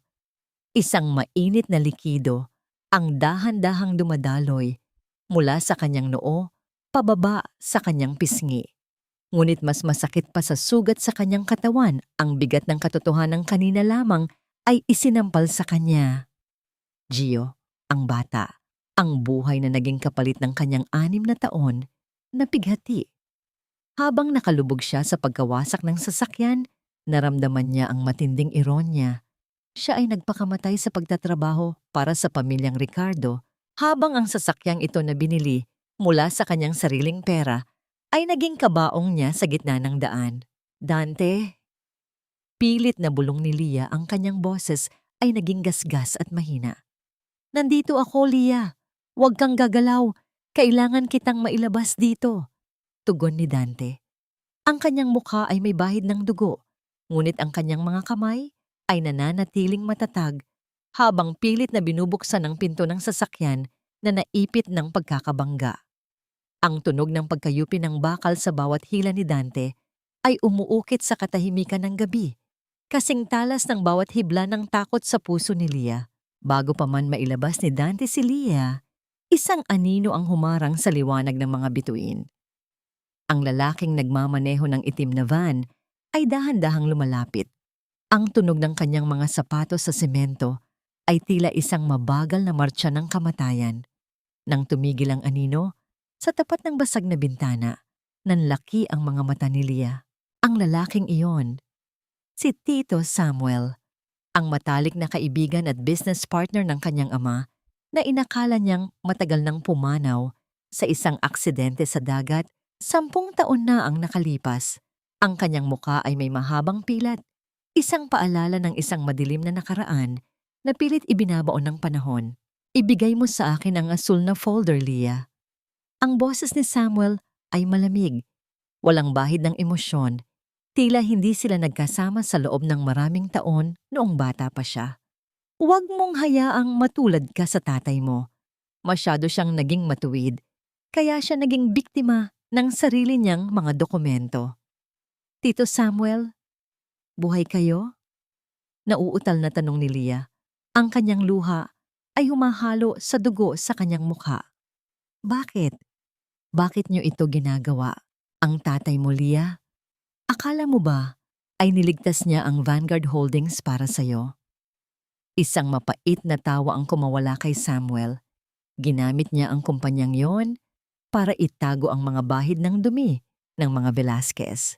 At ang asul na folder na hawak mo? Iyan ang listahan ng lahat ng taong tinraidor niya para lang mapanatili ang yaman niyo.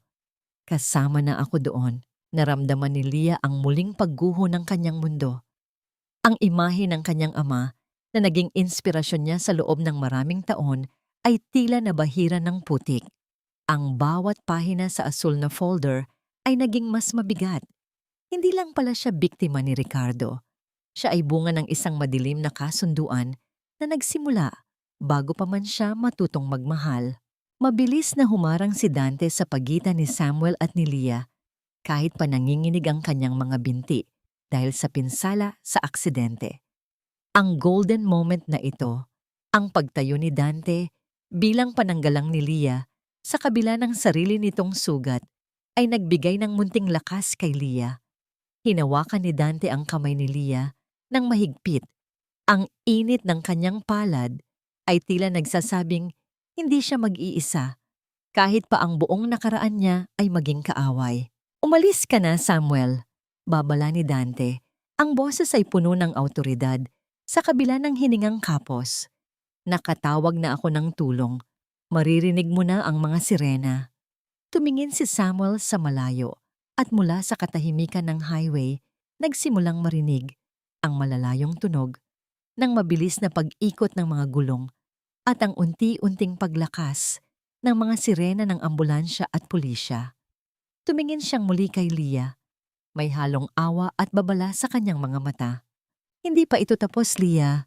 Ang Vanguard Holdings ay hindi isang regalo. Ito ay isang sumpa. Huling sabi ni Samuel bago ito mabilis na bumalik sa kanyang van at humarurot palayo, na nag-iwan ng makapal na usok at amoy ng sunog na goma sa paligid. Nang dumating ang mga rescue team, naramdaman ni Leah ang dahan-dahang pagbuhat sa kanya. Ang huling nakita niya ay ang nag-aalalang mukha ni Dante na hindi bumibitaw sa kanyang kamay hanggang sa maisakay sila sa ambulansya. Habang ang mga ilaw ng ambulansya ay kumikislap sa kisame, isang tanong ang paulit-ulit na bumabalik sa isipan ni Leah. Sino ba talaga ako? At ang 6 na taon ba ng aking paghihirap ay kabayaran lamang sa mga kasalanang hindi ko naman ginawa? Naramdaman ni Leah ang paghigpit ng hawak niya sa asul na folder sa loob ng kanyang jacket. Alam niyang sa paggising niya bukas, hindi lang si Ricardo ang kailangan niyang harapin. Kailangan niyang harapin ang multo ng kanyang sariling ama. Ang bawat puting pader ng ospital na ito ay tila mga piping saksi sa pagguho ng huling kuta ng aking pagkatao. Ang aking dangal bilang anak. Ang amoy ng gamot at ang matapang na halimuyak ng disinfectant ay nanunuot sa bawat hininga ni Leah. Kasing pait ng katotohanang dahan-dahang lumulunod sa kanya. Nakahiga siya sa puting kama. Ang bawat bahagyang galaw niya ay nagdudulot ng matinding kirot sa kanyang dibdib. Ngunit ang sakit na nararamdaman ng kanyang katawan ay walang-wala kumpara sa sugat sa kanyang kaluluwa. Ang tunog ng regular na tibok ng heart monitor sa kanyang gilid ay nagsisilbing ritmo ng kanyang kalituhan, isang paalala na siya ay buhay pa. Kahit na ang lahat ng kanyang pinaniniwalaan ay tila namatay na sa gabing iyon. Nakatitig siya sa puting kisame. Iniisip ang kanyang ama, si Don Arturo Velasquez, ang lalaking itinuring niyang bayani, ang lalaking naging inspirasyon niya sa bawat hakbang ng kanyang karera. Inakala niya na ang Vanguard Holdings ay isang regalo ng proteksyon, isang paraan upang matiyak ang kanyang kinabukasan. Ngunit ayon kay Samuel, Ito ay isang imbakan ng mga lihim, isang monumento ng mga pagtataksil na ginawa ng kanyang ama para sa kapangyarihan. Naramdaman ni Leah ang pag-init ng kanyang mga mata. Pa, bakit? Bakit mo ako iniwan sa gitna ng ganitong uri ng kadiliman? Ang bulong na hindi na narinig sa labas ng kanyang puso. Ang katahimikan sa loob ng pribadong silid ay nabasag nang marinig niya ang mahinang pagbukas ng pinto. Sa kabila ng kanyang mga benda at ng hapdi sa kanyang mga mata, nakita niya si Dante. Ang kanyang kaibigan ay nakasakay sa isang wheelchair. Ang kanyang kaliwang braso ay nakakast at may malaking gasgas sa kanyang pisngi. Ngunit sa sandaling magtagpo ang kanilang mga mata, ang tanging nakita ni Leah ay ang walang hanggang pag-aalala. Hindi ka ba marunong magpahinga, Dante?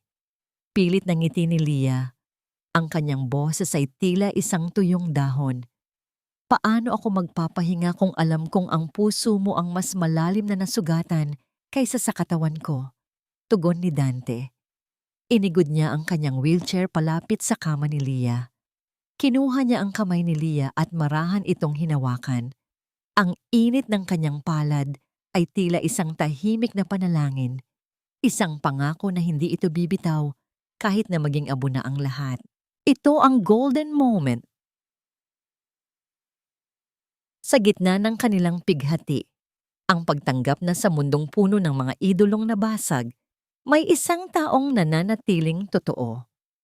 Dante, totoo kaya ang sinabi ni Samuel na ang tatay ko na siya ang dahilan kung bakit ganito kalupit ang mga Velasquez sa akin? Huminga ng malalim si Dante. Ang kanyang mga mata ay naging seryoso. Hindi natin malalaman ang buong katotohanan hanggat hindi natin binubuksan ang folder na yan ng buo, Leah. Pero tandaan mo ito, anuman ang ginawa ng ama mo, hindi yon ang nagtatakda kung sino ka. Ikaw si Leah Velasquez na matatag, matalino, at may sariling paninindigan. Hindi ka anino ng nakaraan mo. Dahan-dahang kinuha ni Leah ang asul na folder na nakalagay sa gilid ng kanyang kama. Sa ilalim ng malabong ilaw ng silid, binuksan niya ang unang pahina. Ang bawat dokumento ay may mga lagda at petsa, mga transaksyong naganap noong siya ay bata pa lamang. Nakita niya ang mga listahan ng mga ari-ari ang kinuha sa mga taong hindi nakabayad ng utang, kabilang na ang pamilya ni Samuel. Ngunit sa gitna ng mga papel, may isang sulat na naka-envelope. Isang sulat na may sulat kamay ng kanyang ama. Para sa aking nag-iisang anak, Leah, ang bungad ng sulat. Kung binabasa mo ito, ibig sabihin ay huli na ang lahat. Alam kong kamumuhian mo ako sa mga bagay na ginawa ko para lamang itayo ang imperyong ito. Pero kailangan mong malaman, ang Vanguard Holdings ay hindi para sa yaman. Ito ay ginawa ko para magsilbing ransom para sa kalayaan mo. Ang mga Velasquez ay may hawak na lihim sa ating pamilya na maaring pumatay sa atin sa isang iglap. Pinakasalan kita kay Ricardo hindi dahil sa negosyo, kundi dahil iyon lang ang tanging paraan para hindi ka nila saktan habang binubuo ko ang paraan para makuha mo ang lahat ng shares na magpapabagsak sa kanila. Napatitig si Leah sa sulat. Ang kanyang hininga ay naging mabilis. Ang bawat salita ay tila isang piraso ng puzzle na dahan-dahang nabubuo. Ang kanyang ama ay hindi kontrabida. Siya ay isang ama na nakikipag-deal sa mga demonyo para lamang maprotektahan ang kanyang anak, kahit na ang kapalit nito ay ang sarili nitong dangal. Biglang bumukas muli ang pinto. Ngunit sa pagkakataong ito, hindi ito nurse o doktor. Pumasok si Attorney Mendoza, ngunit ang kanyang hitsura ay mas malala pa sa dati. Duguan ang kanyang kurbata at nanginginig ang kanyang mga labi. Madam, Leah, kailangan niyo nang umalis dito. Ang babalang puno ng takot. Si Doña Carmen, hindi na lang pera ang gusto niya. Nalaman niyang hawak niyo ang sulat ng ama mo. Nagpadala na siya ng mga tao. Wala silang ititira. Kasabay ng kanyang mga salita. Narinig nila ang mabilis na yabag ng maraming sapatos sa labas ng pasilyo. Kasunod ang tunog ng pagkakasara ng mga pinto sa bawat silid. Ang ilaw sa loob ng kwarto ni Leah ay biglang namatay na nag-iwan sa kanila sa gitna ng nakabibinging kadiliman. Dante, anong gagawin natin? Bulong ni Leah habang nararamdaman ang paglapit ng panganib sa kabilang panig ng pinto. Hinawakan ni Dante ang kamay ni Leah ng mas mahigpit. Huwag kang bibitiw, Leah. Sa pagkakataong ito, hindi lang tayo tatakbo. Lalaban tayo. Sa bawat segundo ng katahimikang ito, mas naririnig ko ang tibok ng sarili kong puso na nagsasabing ito na ang katapusan ng aking pagiging biktima. Ang dilim sa loob ng silid ng ospital ay tila isang buhay na nilalang, malamig at bumabalot sa bawat hininga ni Leah. Hawak pa rin niya ang asul na folder, ang papel ay bahagyang nayuyupi sa higpit ng kanyang kapit. Sa labas ng pinto, ang tunog ng mabibigat na hakbang ay papalapit ng papalapit, kasing bagal ng isang prosesyon ng kamatayan. Naramdaman ni Leah ang marahang paghila ni Dante sa kanyang kamay. Ang init nito ay ang tanging nagpapaalala sa kanya na hindi siya nag-iisa sa gitna ng panganib. Leah, dahan-dahan lang. Sumunod ka sa akin, bulong ni Dante. Ang kanyang boses ay puno ng determinasyon sa kabila ng hapdi ng kanyang mga sugat. Sa tulong ng mahinang liwanag mula sa labas ng bintana, maingat silang gumapang patungo sa maliit na pintuan ng banyo na may lagusan patungo sa service elevator. Ang bawat pagkiskis ng gulong ng wheelchair ni Dante sa sahig ay tila isang napakalakas na ingay sa pandinig ni Leah, ngunit pilit niya itong binaliwala. Ang tunog ng pagpihit ng doorknob ng kanilang pangunahing pinto ay narinig nila, isang matigas at pinal na tunog na nagsasabing nakapasok na ang mga tauhan ni Doña Carmen. Hindi na lumingon si Leah. Sa loob ng 6 na taon, lagi siyang lumilingon sa likod para amuhin ang kanyang asawa at biyenan. Ngunit ngayon, ang tanging direksyon niya ay pasulong. Nang makarating sila sa parking lot ng ospital, sinalubong sila ng isang itim na SUV na hindi pamilyar kay Leah, ngunit mabilis na binuksan ni Dante ang pinto. Mga tao ko ito, Leah. Ligtas tayo. Ngunit hindi sumakay si Leah. Nanatili siyang nakatayo sa tabi ng sasakyan. Ang hangin ng gabi ay naglilipad sa kanyang buhok na may bakas pa ng tuyong dugo. Tumingin siya sa malayo sa direksyon ng Velasquez Corp Headquarters na kumikinang ang mga ilaw sa kabila ng kadiliman ng syudad. Hindi tayo tatakas, Dante, mariing sabi ni Leah. Ang kanyang boses ay wala ng panginginig. Ito ay kasing lamig ng kristal. Ngayong gabi, ang selebrasyon ng anibersaryo ng kumpanya. Nandoon silang lahat. Doon natin tatapusin ang sarswelang ito. Leah, delikado. Mas delikadong hayaan silang maniwala na patay na ako. Putol ni Leah. Dante, ibigay mo sa akin ang telepono mo. Oras na para gamitin natin ang Vanguard Holdings sa tunay nitong gamit. Makalipas ang 1 oras, sa engranding ballroom ng isang 5 bituing hotel, ang lahat ay tila nasa rurok ng kasiyahan. Si Ricardo, na nakalabas pansamantala dahil sa piyansa na binayaran ni Doña Carmen, ay nakatayo sa gitna ng entablado. Suot niya ang kanyang pinakamahal na tuksido, tila isang hari na nagbabalik sa kanyang trono. Sa tabi niya ay si Doña Carmen, nakangiti ng mapang-api sa bawat panauhing bumabati sa kanila. Sa gabing ito, hindi lang natin ipinagdiriwang ang anibersaryo ng Velasquez Corp. Pahayag ni Ricardo sa mikropono, ang kanyang boses ay umaalingaw-ngaw sa buong ballroom. Ipinagdiriwang din natin ang bagong simula, ang pagpapatalsik sa mga elementong nagpabagal sa ating pag-unlad at ang pagtanggap sa bagong pamunuan. Isang malakas na palakpakan ang sumunod. Si Isabel, na nakatayo sa gilid, ay may mapait na ngiti sa kanyang mga labi. Ngunit ang kanyang mga mata ay nakatuon sa malaking pinto sa dulo ng ballroom. Biglang namatay ang lahat ng ilaw. Ang musika ay huminto ng marahas na nag-iwan sa mga panauhin sa gitna ng pagtataka. Isang malakas na tunog ng pagbukas ng pinto ang narinig. Hindi marahas, kundi maringal.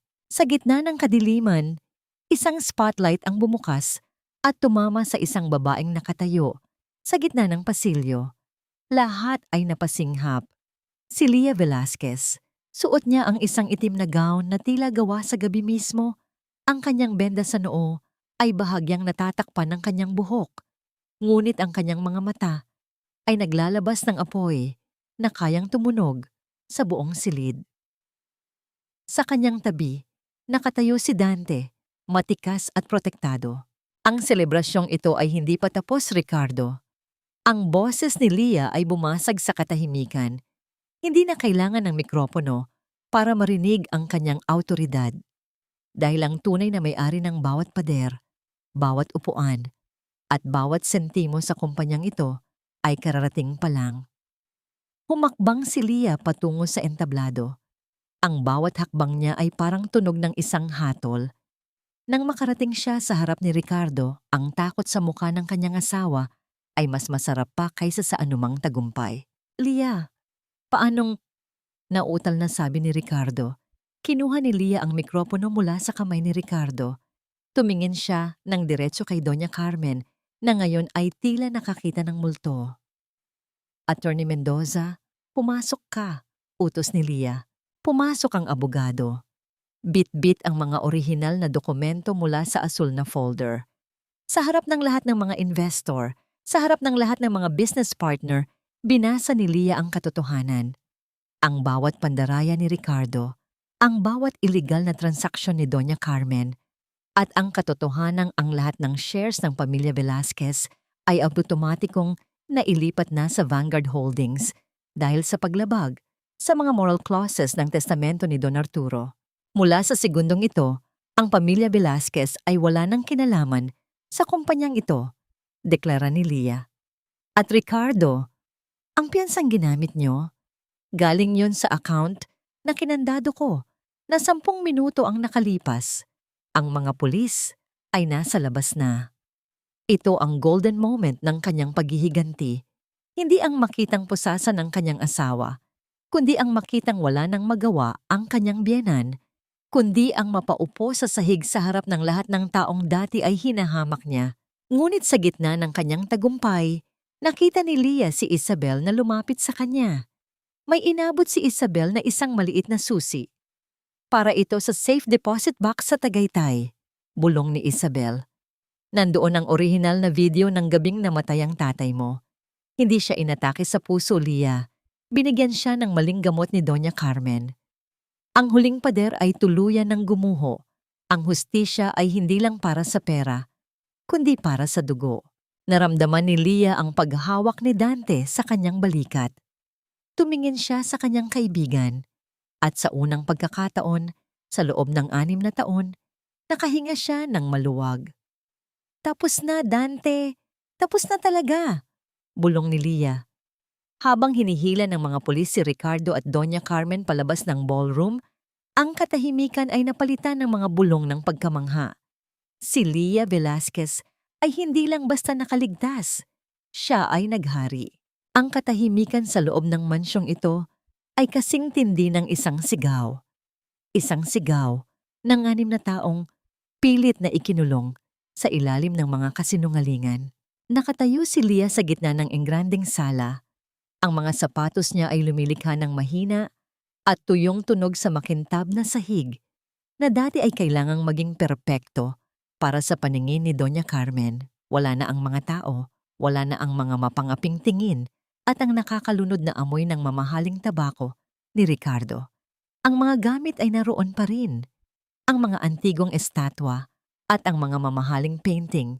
Ngunit ang lahat ng ito ay tila mga kalansay na lamang ng isang nakaraang hindi na kailanman magbabalik. Huminga siya ng malalim. Ang hangin ay hindi na amoy lason. Ito ay malinis. Kahit pa may bahid ng alikabok ng mga nagdaang kaguluhan. Napatingin si Leah sa direksyon ng hagdanan.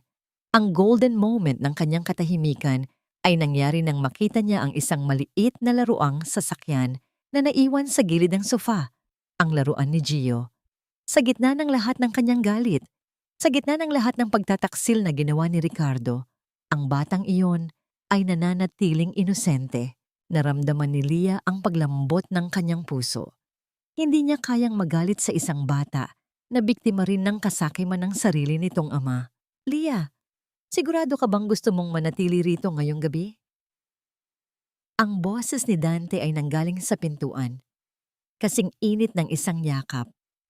Hindi na siya nak-wheelchair, bagamat may benda pa rin ang kanyang braso. Ang kanyang tindig ay matatag at puno ng proteksyon. Dahan-dahang lumapit si Dante at tumayo sa tabi ni Leah. Pinagmamasdan ng kawalan ng mansyon. Kailangan ko itong harapin, Dante. Sagot ni Leah, ang kanyang boses ay mahinahon.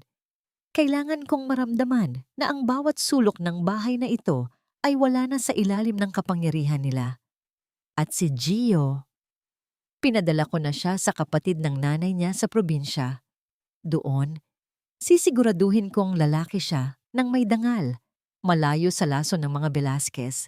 Ako na ang magpapaaral sa kanya, hindi bilang asawa ni Ricardo, kundi bilang isang taong nakakaunawa sa sakit ng pagiging mag-isa. Hinawakan ni Dante ang kamay ni Leah. Ang kanyang mga daliri ay marahang sumusuyod sa pagitan ng mga daliri ni Leah. Napakabuti mo, Leah. Pagkatapos ng lahat ng ginawa nila, nagagawa mo pa ring mag-isip para sa iba. Hindi ito kabutihan, Dante. Ito ay pagpapalaya sa sarili. Tugon ni Leah habang nakatingin sa kanilang mga magkahawak na kamay. Ang kanilang pag-uusap ay naputol nang marinig ang tunog ng isang sasakyang huminto sa labas. Makalipas ang ilang sandali, pumasok si Isabel. Wala na ang kanyang marangyang suot. Nakasuot na lamang siya ng simpleng maong at t-shirt. Ang kanyang muka ay malinis sa makeup.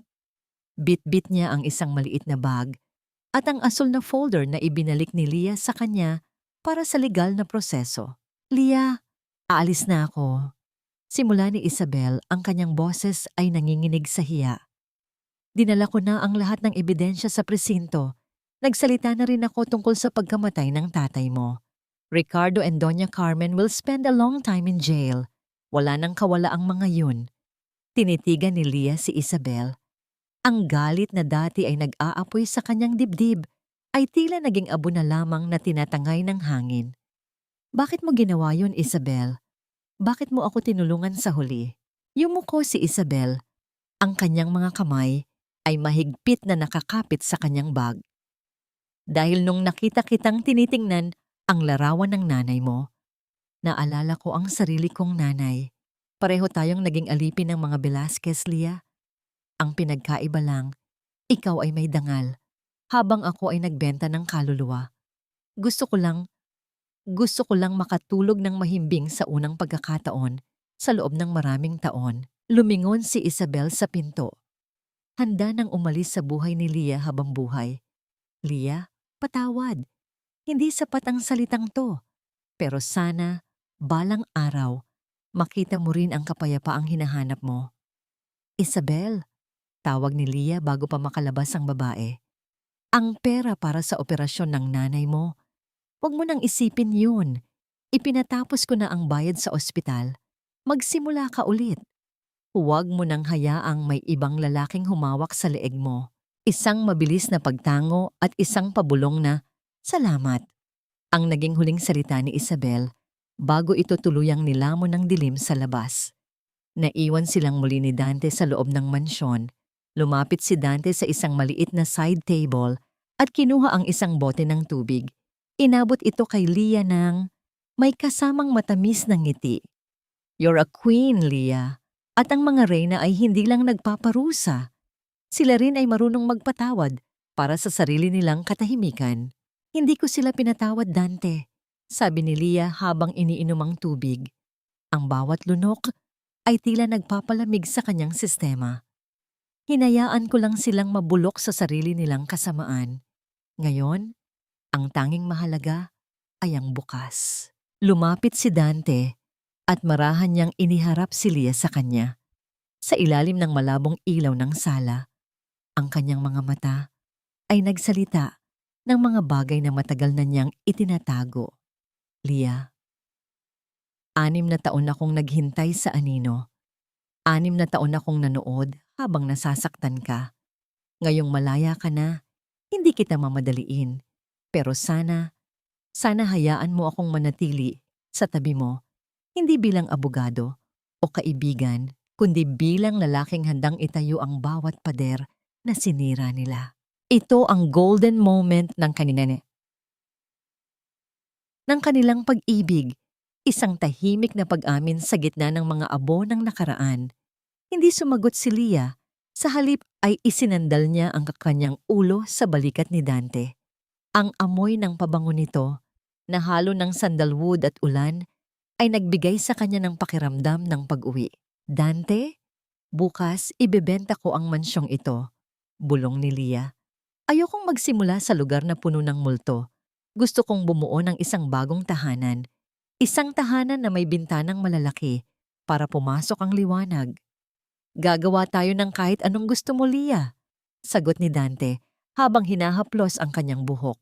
Ngunit habang nagpaplano sila para sa kinabukasan, isang mahinang tunog ng pag-vibrate ang narinig mula sa bulsa ni Leah. Isang unknown number. Nang sagutin niya ito, isang boses ng lalaki ang narinig niya. Kasing lamig ng sementeryo. Leah Velasquez, akala mo ba ay tapos na ang lahat dahil nakakulong ang asawa mo? Ang asul na folder na hawak mo, hindi lang yan listahan ng utang. Iyan ang susi sa isang bagay na kailanman ay hindi nalaman ng tatay mo. Magkikita tayo sa lalong madaling panahon. Ang tawag ay naputol. Ang katahimikan ay muling bumalik. Ngunit sa pagkakataong ito, may dalang bagong banta. Ang pinakamalakas na ingay sa mundo ay ang katahimikan ng isang pusong sa wakas ay malaya na. Ngunit hindi pa rin makapaniwalang wala na ang mga tanikala. Nakatayo si Leah sa harap ng malaking bintana ng kanyang bagong opisina, malayo sa madilim at mapanglaw na pader ng mansyong Velasquez. Ang sikat ng umaga ay dahan-dahang gumagapang sa kanyang balat, nagbibigay ng init na hindi kayang ibigay ng anumang mamahaling gown o alahas. Hawak niya ang asul na folder, ang huling piraso ng kanyang nakaraan.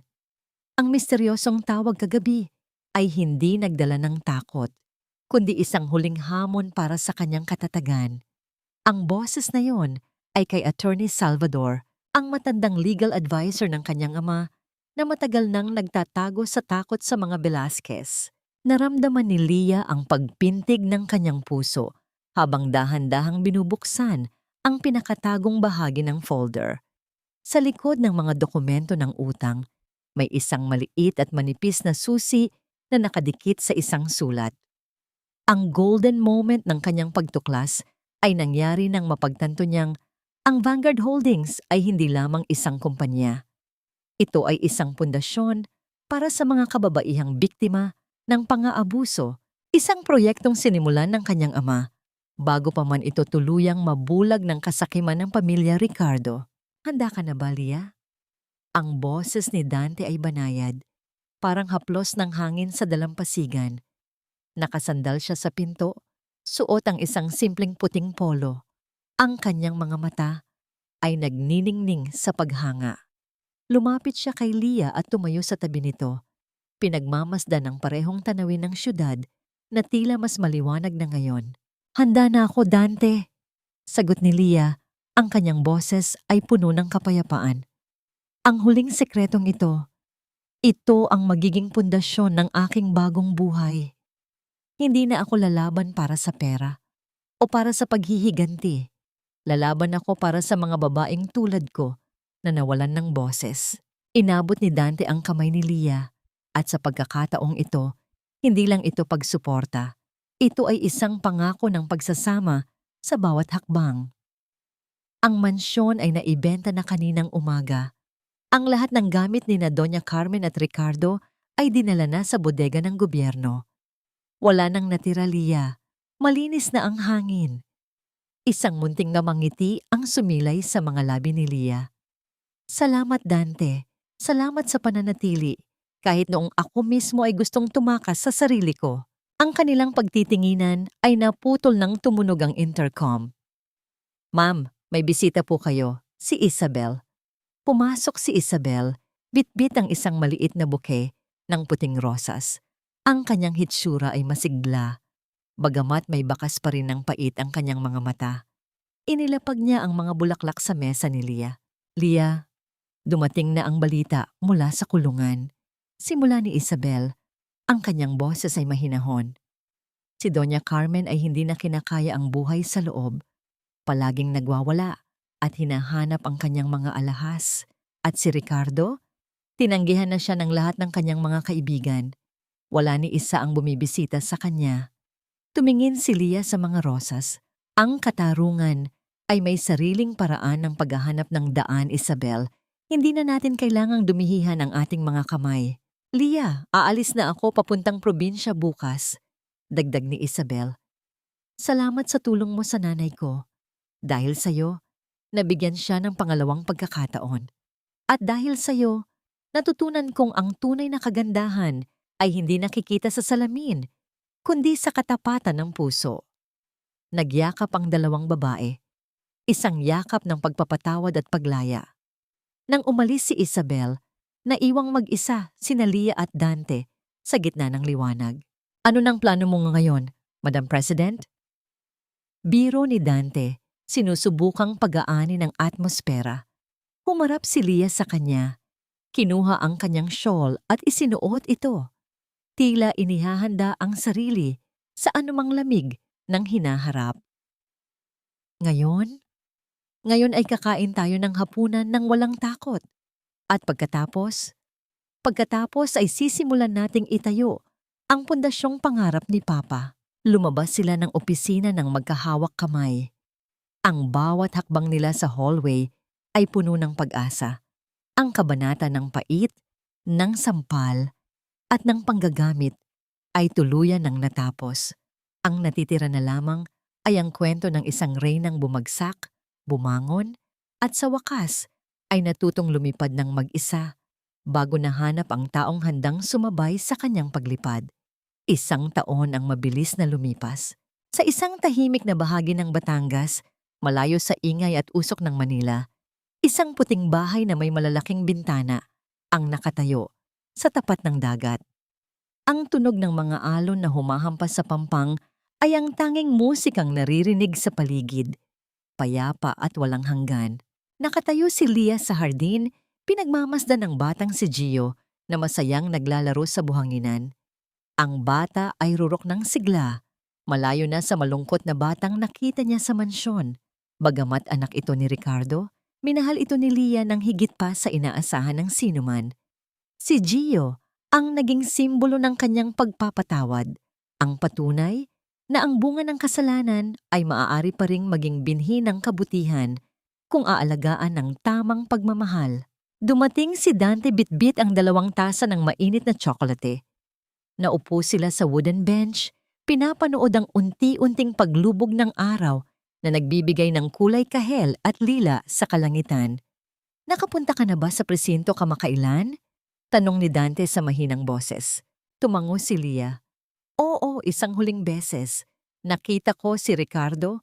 Wala na ang yabang sa kanyang mga mata. Humingi siya ng patawad, Dante, hindi para sa pera, kundi para sa kanyang sarili. At si Doña Carmen, hindi na niya ako nakikilala. Ang tanging binabanggit niya ay ang mga party na hindi na kailanman mangyayari. Napatawad mo na ba sila? Tanong ni Dante, ang kanyang mga mata ay nakatuon sa malayo. Ang pagpapatawad ay hindi nangangahulugang kinalimutan ko ang sakit. Sagot ni Leah habang isinasandal ang kanyang ulo sa balikat ni Dante. Ibig sabihin lang nito, hindi ko na hinahayaang ang sakit na yon ang magtakda ng aking bukas. Malaya na ako, Dante. Sa wakas, malaya na ako. Hinawakan ni Dante ang kamay ni Leah at marahan itong hinalikan.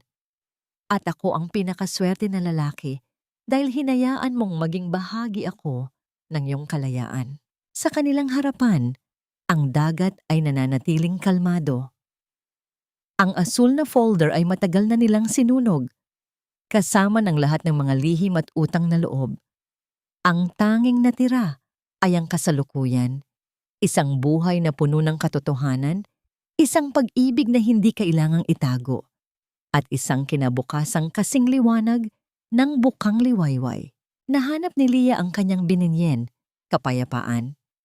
Hindi sa pamamagitan ng paghihiganti, kundi sa pamamagitan ng pagtayo sa sarili niyang mga paa at pagbukas ng kanyang puso sa isang taong laging nandoon, naghihintay lang na mapansin. Ang tunay na tagumpay ay hindi ang makitang bumagsak ang iyong kaaway, kundi ang makitang bumabangon ang iyong sarili mula sa abo ng kanilang kasalanan. Bit-bit ang mas malalim na pag-unawa sa pag-ibig at pagpapatawad.